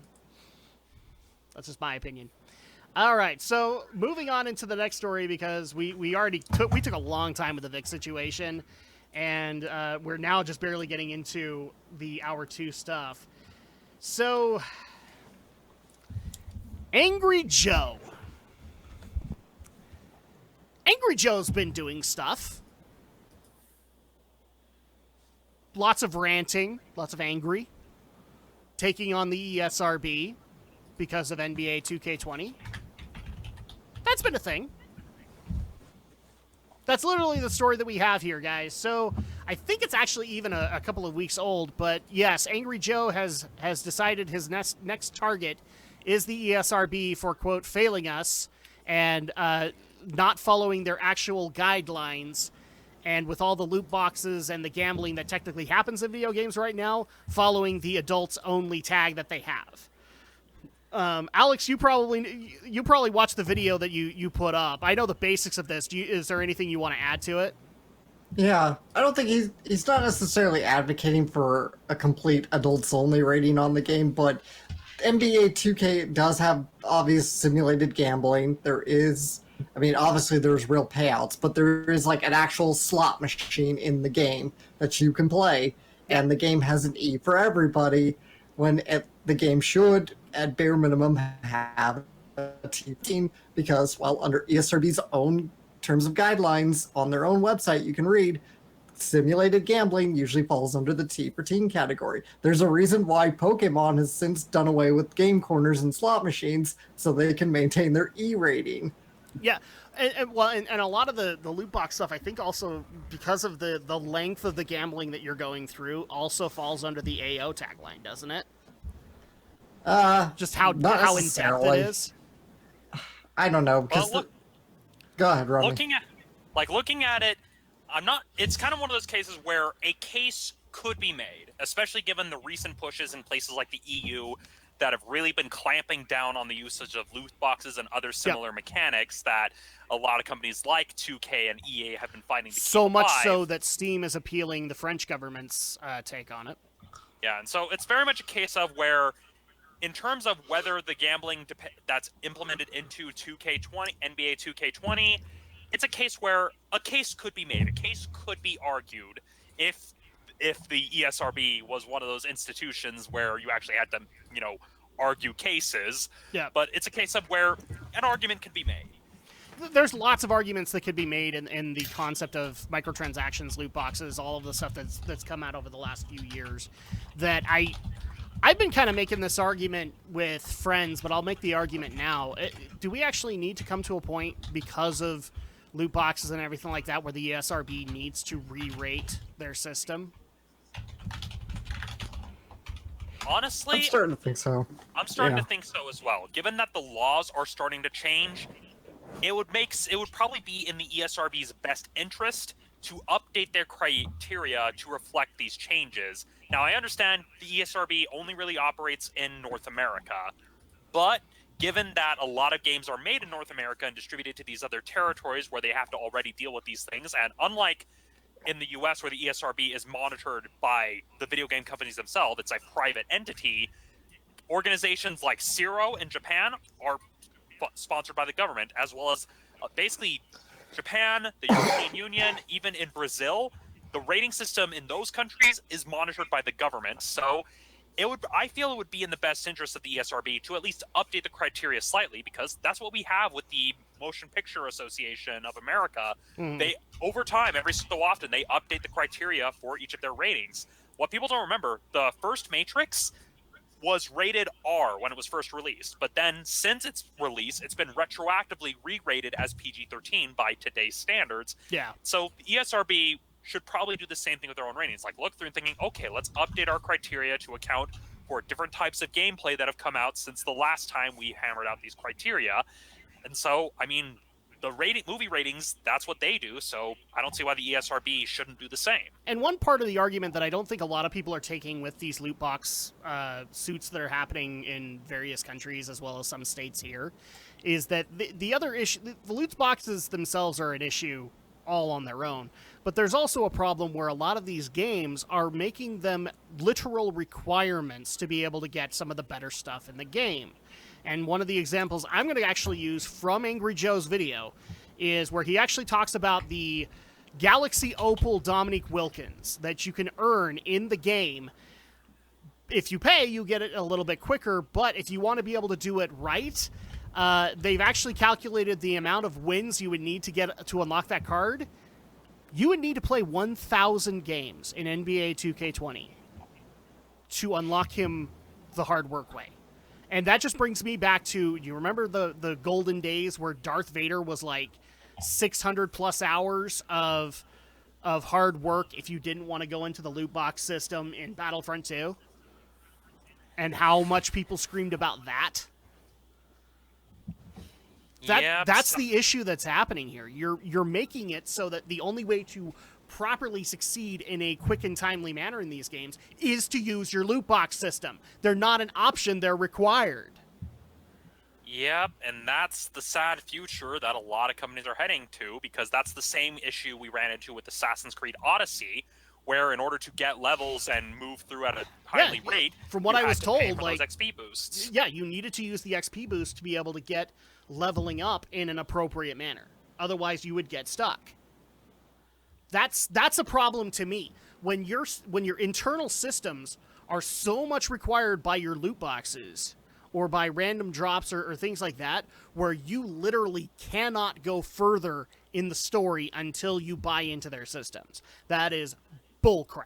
That is as bad as on-disc DLC back in the day. Yep. That's what you're doing. You're creating pay gates. And it didn't work out for Capcom, boys and girls. It's not going to work out for these guys either. Well, that's the sad thing, though. Capcom actually listened. Granted, Yeah. they had to lose $6 million on Resident Evil 6 to learn that lesson. EA and 2K, the sad part is they cater to niches that aren't like us, where we are the gamers who are a lot more conscientious about the types of games we play. They're catering to the casual, I care about the sports ball stuff, and I'm going to buy this game because it has this player that I like on it. Those are the types of people that don't necessarily do their research, especially if you're marketing something to younger children. It's like those mobile phone games that tell you, you need to unlock these things with this in-game currency, and before you know it, a kid has run $100 on their parents' credit card because the parent just gave them the phone to keep them occupied. It's the same basic idea here, and that's a problem. And I can see why Angry Joe is kind of upset, given that this game has an E rating. And so here, the anger is justified. It really is. I've given a little bit of crap to Angry Joe in the introduction of this, but he does have a point. This loot box system has gotten out of control. Angry Joe rants about everything, though, and that's why I tend to give him that, because over the last 2-3 years, he has ranted about all kinds of stuff, and some of it's justified and some of it isn't. And this is one of those cases where he is in the right, because that's how bad loot boxes are getting. And unfortunately, the popular games, the ones that are getting doled out to everybody, are the ones that have these these microtransactions. So, so what else in the game? What other company can't go that direction in the gaming industry? Because you're going to basically force all the others. They have to do that if they want to remain in the running. Yeah, I mean, unless they're so big that they can dictate their own terms, like Nintendo. Since Nintendo has kind of made it clear that they limit how, like, at least any of their first-party titles, they make it pretty clear, we're not going to really implement a lot of these procedures. There are some exceptions, of course, like the mobile phone games like Fire Emblem Heroes. Yeah, correct me if I'm wrong, Run. because somebody in our chat brought up Fortnite. I think, again, I have not ever touched Fortnite, but I think Nintendo required them to take the loot boxes out of the Switch version. Did they not? Or at least make them not as necessary?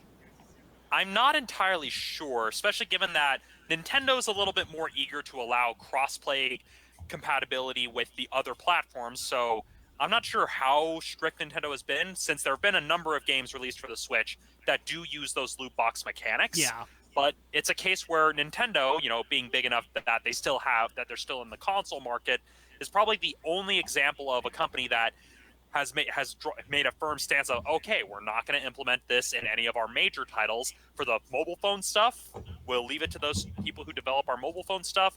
But it's kind of the case of, you may see the random hero draws and stuff like that in Fire Emblem Heroes, but you're not going to see Nintendo implement that in Three Houses. At least I sure hope not. Yeah. But that's kind of where it is that only the really, really large companies who can afford to draw this line in the sand. I think the only third-party company that doesn't really implement the loot box mechanics into their major AAA titles would be Square, and I think that's the only example I can think of. And even then, they find other ways. Like people forget there was a lot of the shovelware Square put out on mobile phones, like All the Bravest and Record Keeper. But at the same time, it's a case of, okay, well, we've got these smaller things that have these mechanics, but, well, if you want to implement something like that in, say, Final Fantasy 15, we'll just give you Cup Noodle DLC instead. Yeah, pretty much. So speaking of Square, final thoughts on this one before we move on into the next story. I think, Alex, have you given your thoughts on this? Yeah, I think I just pretty much said ESRB needs to get their act together, but I'm not sure they ever will, because I think we all got to remember ESRB is owned by the ESA, who is lobbying hard and strong for the loot boxes to be continuing and for them to be a part of video games into the future. It's all about the bottom line for them. Pretty much. Yep. All I can say to that is, hey, people, if you live in Utah, contact your state legislature. See if we can actually, have our state legislature put the pressure on EA, since EA has their offices here. Probably won't work, but figured I'd throw that out there, because gambling's technically illegal in Utah, so technically, if EA is going to do this, they're breaking Utah law, so... Yep. Funniest thing.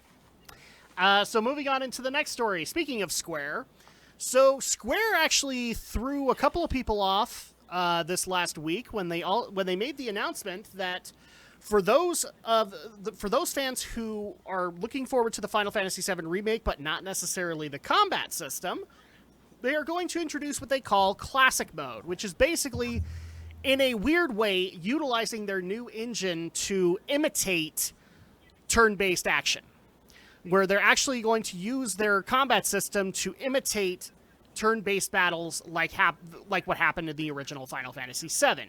For those, and they've actually even come out and said that they're doing this for those who don't really think that they're going to be good at the new combat system or think it hurts the experience of Final Fantasy VII and strays away from its original aspects. So at that point, they're basically offering it up to those who want it. That's, again, following a lot of the philosophy we're seeing out of this team, is that they want to honor the legacy of Final Fantasy VII, and they want to make it an experience that everybody can take on. And so one of the ways they did this is introducing a classic mode. And then gamers and game journalists said it was a bad idea and they should scrap it. Because, quote, it will not fulfill the immersion of purists.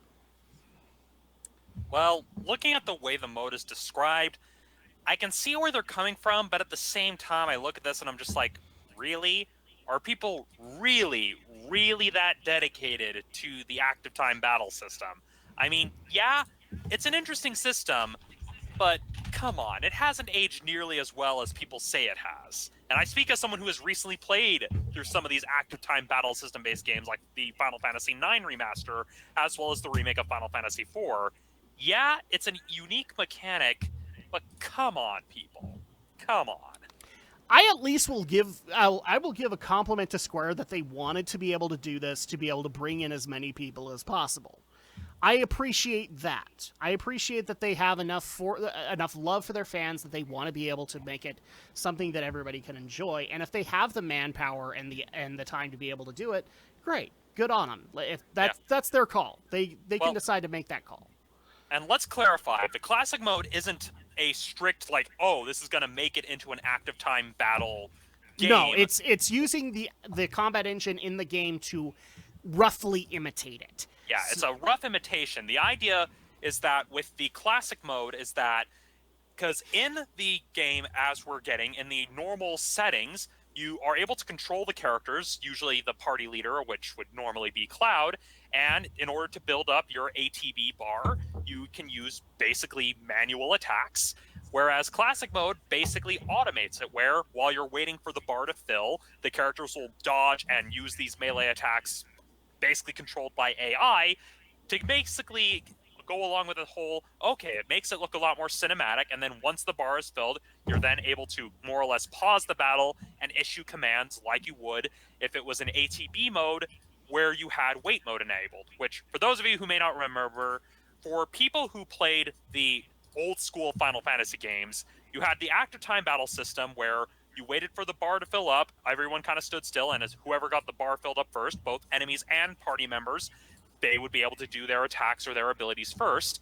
But if you had wait mode, with wait mode enabled, it basically made, it pauses the game while you're selecting the command, whereas when it's turned off, while you're selecting the command, your characters are still getting hit. That's more or less what classic mode is trying to simulate, is the active time battle system with wait mode.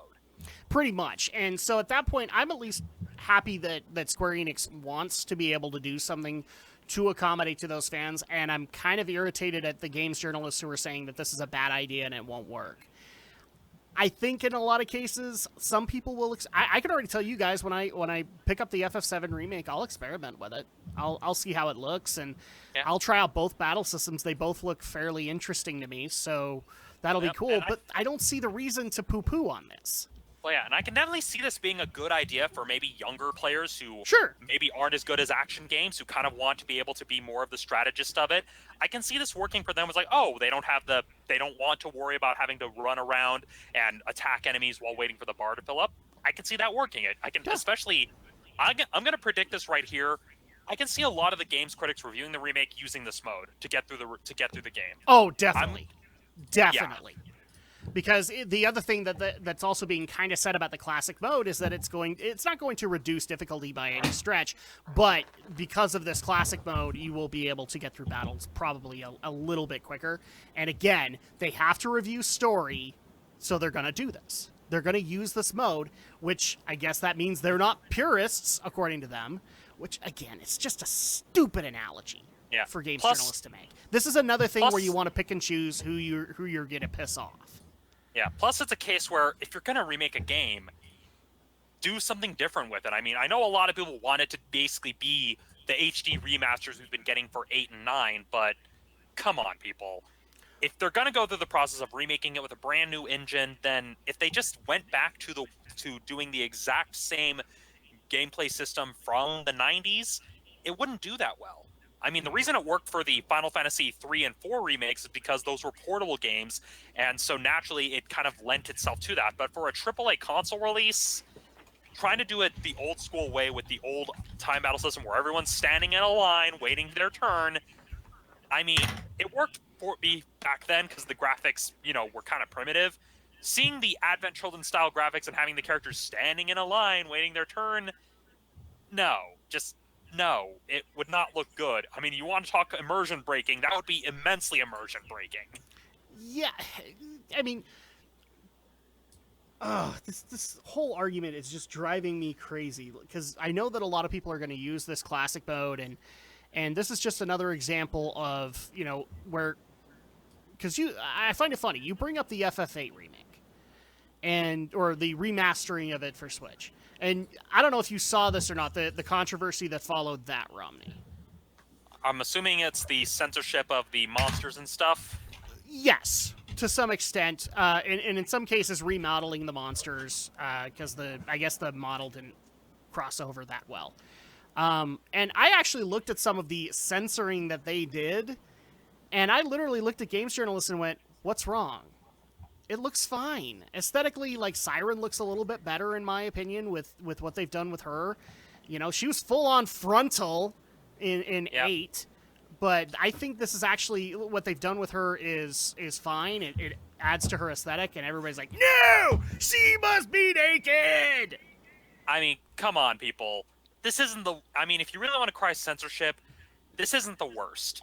No. I mean, do people not remember the levels of censorship we got back in the SNES era with Final Fantasy VI? Do you really, compared to that, this is nothing. Is it censorship or is it aesthetic choice? Like I said, some of the models from 8 didn't carry over into this remastering, so they had to from the ground up kind of remake the monster. So at that point, is it really censoring or is it just remodeling aesthetics? Because that's kind of how I look at it, is they remodeled Siren to not be full frontal because this is on a Nintendo console, and so what did they do? They added from the aesthetic that already existed on the model. Yeah, it's just a case where this is a case of people just looking for things to complain about. And I look at the model comparisons, and they're just like, oh, they're censoring it. It's just like, no, they're just, making better models. And given that this is a game meant to be enjoyed by slightly younger players, Yeah. well, of course there's going to be those concessions made because we live in a different climate. We're no longer in an environment where they can use the bad graphics as an excuse of, oh, well, it vaguely looks like this. And for those people who have that problem, I only have one answer for you. You can still buy 8 on PS3 for $5. Yep. Plus, it's also a case where if you're really that hard up for, Naked Siren, the internet is a thing. Yeah. Just type it into Google, type it into whatever image board you want, and enjoy. You don't need Square to give it to you. Alex gets the wrap up on this. Out of what we've explained here, do you see a problem with the classic mode existing in the FF7 remake, or are games journalists just, barking up the wrong tree? Sounds like they are barking up the wrong tree. I don't get why people are having a problem with this. Yeah. Well, what is their problem? Did they say what the problem is?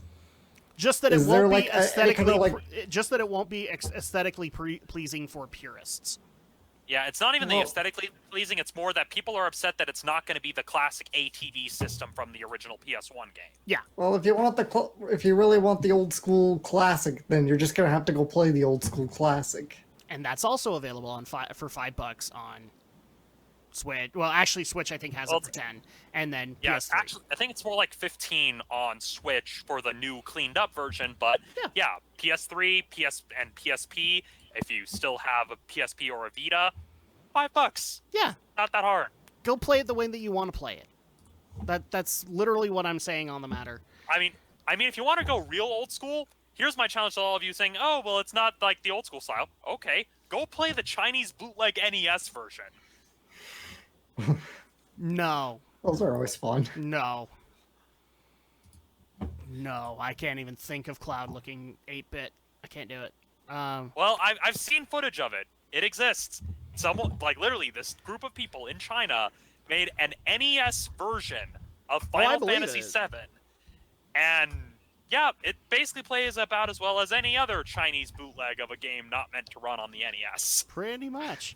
Crap, I lost my train of thought there. But yeah, no, a lot of the pirated ones have that issue. But I think the other thing that the games journalists aren't considering in this regard, and I really wish that they would, is what comes out a few months before the FF7 remake. Kind of lending to Romney's argument, Pokemon Sword and Shield comes out around that time. So what are they trying to do here? They're also trying to cater to the audience that's going to play Pokemon Sword and Shield. Guess what Pokemon Sword and Shield runs off, people? A turn-based system. So at that point, they at least have something that they can work with, and they can go, oh, I've heard about this Final Fantasy VII thing. Maybe I'll go give it a try. So what's the problem there? Now I get the feeling someone's going to mod the FF7 remake on PC to have you play as Sirfetch'd. Someone's going to do it. Yep, probably. All right, and then moving on into a discussion that we actually have. This is from our last podcast that we did, where we talked about how Ubisoft, according to President Yves Guillemot, they are going to be going more towards a non-yearly model and going towards the bigger game model like they have for Assassin's Creed Odyssey when it comes to a lot of these games. Well, apparently, the internet did not agree with any of us, because there actually was, thankfully it's taken down now, there was a petition basically condemning Ubisoft. What? Because of course there was. Because of course there was. Condemning Ubisoft and saying not only do they have to cater to the yearly people, but they also have to cater to the ones that want the big games. Thoughts? This is like that time when we covered people making petitions to take away easy mode from all games. I mean, seriously, people, what the hell is wrong with you? This is why people think gamers are crazy idiots. Dear gamers who wanted that, that would be the end of Ubisoft. That's it. Because you're talking about having the same level of budget for all of it, and, Ubisoft is going to run out of money. Yeah, or alternately, if they decide to cut corners, this is how you get, games filled to the brim with glitches upon glitches. Need I show you that screenshot of the Assassin's Creed character without a Oh, face? no. Don't do it. So I've seen that numerous times. It The freaks me. faceless man. Oh, I Yeah, hate so, it. well, I yeah, hate it. that is what you're gonna. That is what you're gonna get, people. If it's like, oh, they need to cater to both yearly and big game fans, you get the faceless NPCs that haunt your nightmares. It reminds me when I did Except- that Drak tries of Uncharted Lost Legacy where I can't remember her name, but Chloe's model acted up really, really weird. I was like, oh, jeez, don't do that again. Yeah, see, is this the future of gaming that you want, people? Really? Glitching out stuff? Yeah, so here's why I don't agree with the petition. Because I'm not going to say you guys are stupid or anything like that. Let's look at this from a business standpoint. Yves Guillemot is doing this in a business context. He's seeing where his money is going. He's seeing that he's not getting a whole lot back from the yearly model, and he's therefore saying, okay, Odyssey did pretty well because we had the bigger game aesthetic. Maybe we ought to reallocate our funds to accommodate for that so that they're not wasting money. What that petition is basically saying is waste money. And eventually, you'll run out. Then there's no Assassin's Creed. There's no Prince of Persia. There's no any Ubisoft property ever again because they will be doing that and it won't work. They just can't keep it going. No company could keep it going. EA would have a problem doing that. Yep. They've been trying and failing horribly. And also the other thing that I would like to point out is, another thing that we've been harping on, Romney and Alex, is crunch time. Crunch time would increase under that model. So you'd be hurting the programmers and the devs that you want to be treated better. Just saying. That's what you would want. It either has to be one way or the other. And I think Eve is making a good transaction here that if it works, great. If it doesn't, he'll figure it out. That's the way it's going to go. Alex, your take on it. Yeah, it's not. Guys, we're going into the PS5 era. Games are probably going to be higher fidelity than they've ever been. The idea of being able to split up like the old days where where Activision, for example, could split themselves between, having an annual Call of Duty and maybe one giant game on the side. Those days are going to be long gone. Which, by the way, they can't even do anymore. From what I hear, one of their Call of Duty teams is gone. They have 2 Call of Duty teams now. And if you wanted to do a yearly model, you need to have at least 3. The yearly model is going to become a thing of the past as we go into higher and higher and higher fidelity with next gen consoles. It's it's going to be impossible. You can't maintain the high fidelity level of quality that the next gen is demanding with 27 different teams and annual games every single year. No. And especially the other problem with the yearly model, like we've said numerous times, is people do get annoyed with it. Because they see that you're starting to have less and less of your hard work pedigree, and we see glitches, bugs, and everything wrong with it. Yeah, honestly, looking at it from a business standpoint, it's just not feasible to try to crank out a unique original title, like a unique entry for a franchise every single year, when it's a lot more cost effective to just have the one large game that you occasionally update. I mean, this is why World of Warcraft is still a thing. Instead of them trying to release a new version of World of Warcraft every year, it's a case of, okay, we've got the main game, and then we occasionally put expansions. And so I can see, instead of Activision trying to do a new Call of Duty every year, I can see them thinking, okay, here's this Call of Duty for this generation, and then we're just going to release maps and campaigns for this specific version every so often. And that's just a lot more sustainable. That's been a practice a lot of companies have been taking. I mean, look at Tekken 7 and Soul Calibur 6 with the steady stream of fighters that they have been releasing throughout the years for those 2 games, despite Tekken 7 having been released a number of years ago at this point. And speaking of other RPGs, I mean, 14 is doing the expansion model. It's working out for them. And from what I understand, when 15 was doing the DLC where they would cover a specific character, people were really liking it. So much so that when they announced that they couldn't do it anymore, that you had a lot of people who were mad because they wanted to see other characters get get highlights out of that. And I like the fact that a lot of companies are actually going and embracing this direction. Put an interesting DLC that can go into the game, not necessarily just worry about you have to have another game coming out in a year. Because, again, this is why I made the argument with the sports games of you could just literally put in an update with the new roster for the 2010 roster kind of thing. You could easily do that, but EA doesn't want to do that.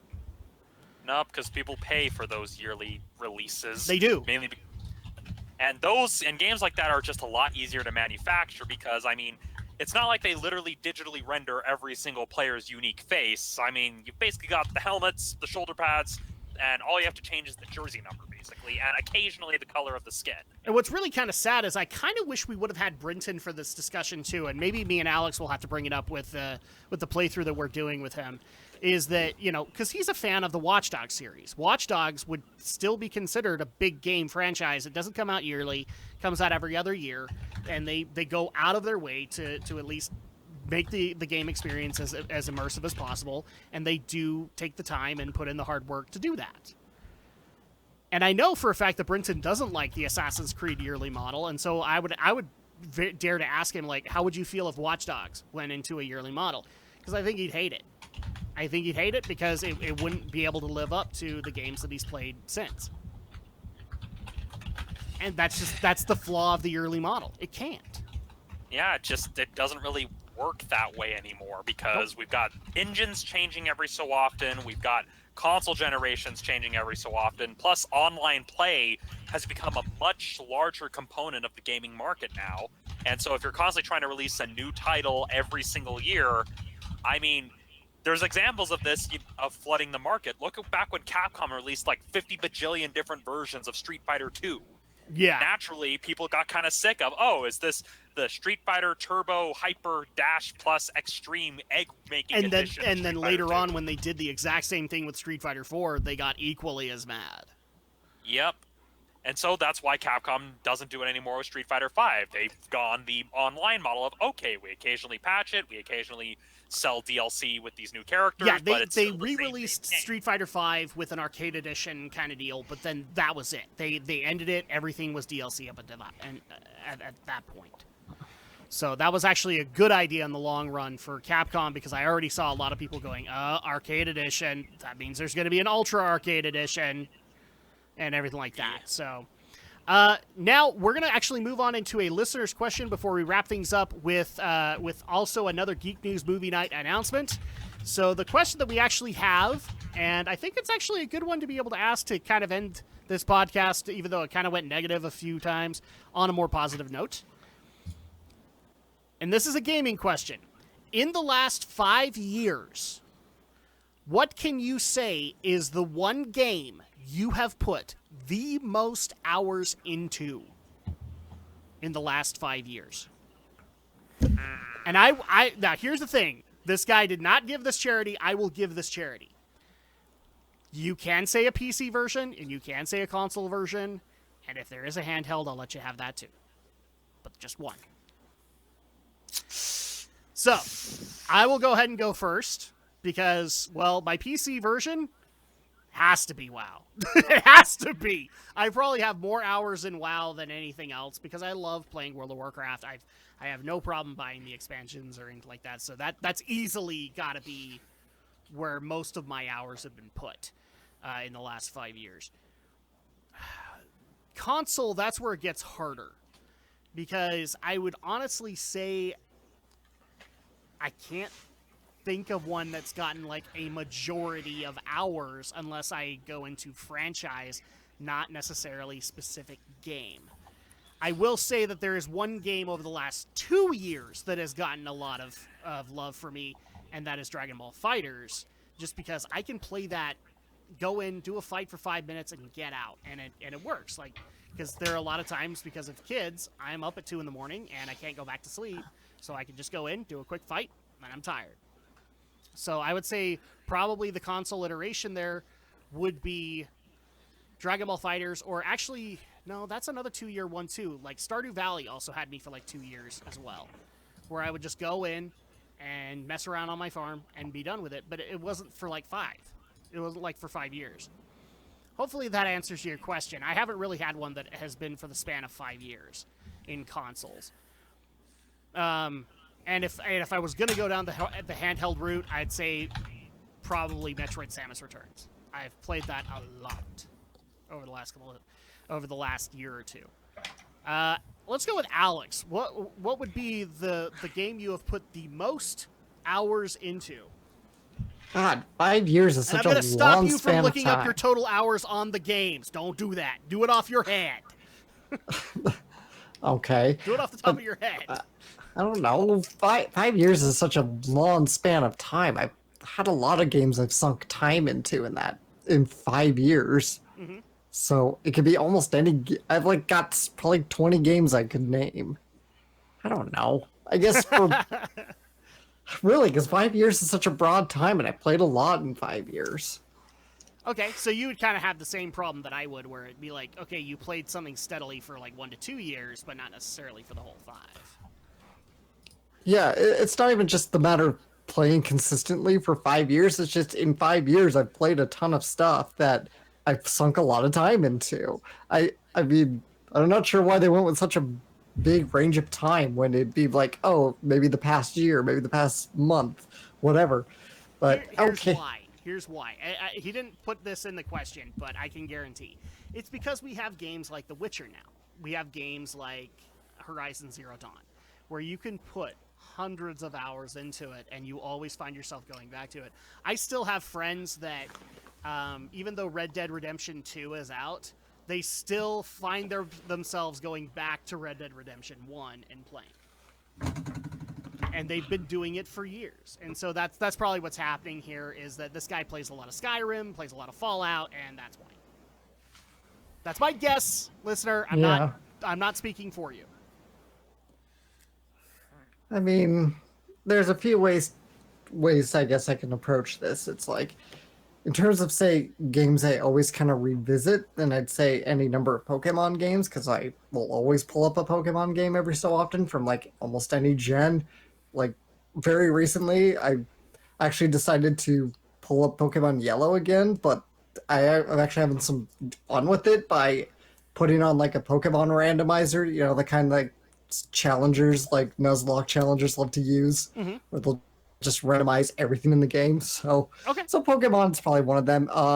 Another one would be like any build game, any like sim build game, like a SimCity type of game. Doesn't necessarily be SimCity, but like just any one of those. I sink so much time into. I'll play for hours and hours and hours just building stuff and reorganizing stuff and moving stuff around. Those are games I get real time. Are you a Civ fan?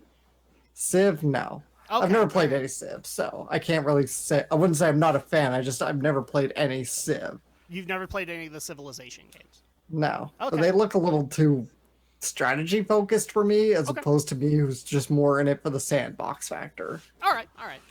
Just clarifying on that one. Okay, well, we have a couple of things to work with. I'd also say that you've probably banked more hours into Breath of the Wild than I have. Oh yeah, I certainly have, because I played through it a couple times. I'm probably barely hitting 100. You probably at hundreds at this point. I'm not sure. You could be right. I mean, honestly, right now, if we weren't using my Switch for our Breath of the Wild Let's Play, I'd probably be playing it on my own again, because I love playing that game. But Alien Isolation, very recently, I played through like 2 or 3 more times for a few more achievements that I knew I could grab. So many different games I've played through to at least either to completion or at least through finishing. So yeah, I'd say there's quite a bit of games when you think about 5 years worth. There you go. Romney, games that you have played consistently for the last 5 years. It's tricky since I can't really narrow it down to the closest I can narrow it down to is one specific franchise. Now, for context, I'm just going off of where I was back in 2014, where I was very much reliant on public transit to get everywhere. So naturally, handheld consoles were basically what I played, most predominantly the 3DS, looking at that time. And between a lot of the indie games that I played on a whim, as well as other one-offs that I played that were like RPGs, the only two franchises that took up a lot of that gaming time, and I'm looking just over the course of it, the first one, probably as no sort of surprise to anybody, would be Fire Emblem. Now I'm talking Awakening, Fates, and Shadows of Valentia. I'm still on my second playthrough of Three Houses, so I'm not really counting that in that regard, but that's also been eating a lot of my time. But if I'm looking back at the game series that I kept playing most consistently, those Fire Emblem games are probably the ones that I've spent the most time cumulatively, especially Fates, because Fates is basically 3 whole games where you have Conquest, Birthright, and Revelations. And I even remember there were times where I would spend a lot of time grinding my characters in Awakening in order to take on some of the challenge maps. And then there's also just the interesting story and just the interesting world of Shadows of Valentia. And so the Fire Emblem series would probably be the first major franchise that I sunk a lot of time into. But much like any franchise, once I reach the end of the story or once I've beaten all the challenge maps and all the DLC maps, well, I move on. And so the only other franchise that has taken that much time that would even be comparable would be the Ace Attorney franchise, because of how long it takes to get through each of those cases. Sometimes I'm able to breeze through when I'm able to figure things out. Other times the games tend to operate on Sierra logic, but then again, that's part of the charm. And again, this is coming from someone who relied on a lot of public transit, so my 3DS was my console of choice for a really, really long time. Yep. And I would so, actually dare even say the Switch probably hasn't taken over that yet. No, because I drive. That's the main difference, is that I drive to work now, or, well, I did when I had a job, but that's the key difference. Whereas back in 2014, during the SLCC days and in the few years in the wake of graduating, I took the bus everywhere. I walked everywhere. And so I put a lot of hours on that 3DS, and just looking at all the games that I've owned, the Fire Emblem series is probably the Fire Emblem series and the Ace Attorney series are probably the ones that I've played the most. All right. So there you go. You got an answer out of that one, but we actually do need to wrap things up because we are over time. But first, we have one other thing to take care of. So last time, we got together and we have announced that we're going to be doing Geek News Movie Night in mid-October. And the theme is horror, but not horror. People might remember the last podcast that we did where Stephen Romney announced his pick for it, which is Van Helsing. And this week, Alex is going to make his announcement of his pick for Geek News Movie Night. Alex, what is your pick? My pick is the 1980s classic. You gotta say it not once, not twice, but 3 times. Beetlejuice, Beetlejuice, Beetlejuice. Wow, that's actually one that I didn't think about, but yeah, it actually works. All right, so we have Beetlejuice and we have Van Helsing. 2 very strong competitors in this one, in this picking, so that'll be interesting. I'm not sure who's going to be next, so you guys stay tuned for our next podcast. It's either going to be myself or Brinton Volley of BPV Gaming who will be making our announcement next. But already you have 2 really great picks. And that's going to go ahead and do it for this podcast tonight. So if people want to reach out to us on the various things that we discussed, on the Vic case, on Angry Joe, things like that, Alex the Shadow Blazer, how do they do that for you? I'm on YouTube. Shadowblazer 3000 is my channel, and I do anime content. I might be doing game content. I don't know. But I'm also on Twitter. Follow me there at AlexJShort, and you'll always be alerted when a new video goes up. All right. Stephen Romney of Studio Ghost Utah, how do people get a hold of you? Well, you can find me both on YouTube and Facebook under my handle, Studio Ghost Utah. I upload to both YouTube and Facebook when I actually have something to upload, which, if you recall, I actually did upload something, well, both earlier today / last night at time of recording. So if you want to go over to either my YouTube channel or my Facebook page, or to my Twitter, twitter.com/RomneyReviews, you can vote on the poll that is currently going on to decide what this year's episodes of Monster Clash are going to be. And in addition to finding me on Twitter, I am also on Instagram, where if you want to see pictures of cats, occasional mobile optimized uploads of my videos, followed by more cats and random Nintendo Switch tidbits, you can find me under the handle Romney Does Art. And as for this week's recommendation, this is a recommendation for the cosplayers who follow our show. It is a YouTube tutorial that I actually found quite interesting that teaches you how to make a Super Sentai helmet using EVA foam. It is a very in-depth tutorial, and the tutorial I'm linking to is specifically for a helmet base, meaning it gives you the basic shape that you can then customize for whichever tokusatsu hero you are wanting to cosplay. So that is this week's recommendation, is the Super Sentai Base Helmet EVA Foam DIY tutorial by Pigtail Channel. All right. And if people want to be able to get a hold of me, the best ways to be able to do so are either on Twitter or on Instagram under the exact same tagline, at Drak2326. If you have questions, go to Twitter and Instagram. If you want to see lots of pictures of my kids, probably even some game pics at some point, etc., etc., you're going to find those there at Instagram, but they're still enjoyable. I mean, my kids are cute, right? I hope so. I think they're cute. But then again, I'm Mace Hughes, so I guess I shouldn't mention. But anyway, if people want to be able to support the podcast, the first thing that I want to bring up is the RSS feed. You can support us at geekynro.libsyn.com. And we are getting really close to getting everything up to date. I'm very happy about it. It's going to be happening very soon, and that is the best way to be able to support us via Libsyn. That's where we know that you guys show up. We know you guys are downloading, etc. So please do that. If you want to be able to support us live, you can do so at YouTube, as we stream every Friday night from 10 p.m. Eastern Time to about midnight. So you guys can join us as we talk the week's events in Geek live before it's edited and goes to the RSS feed.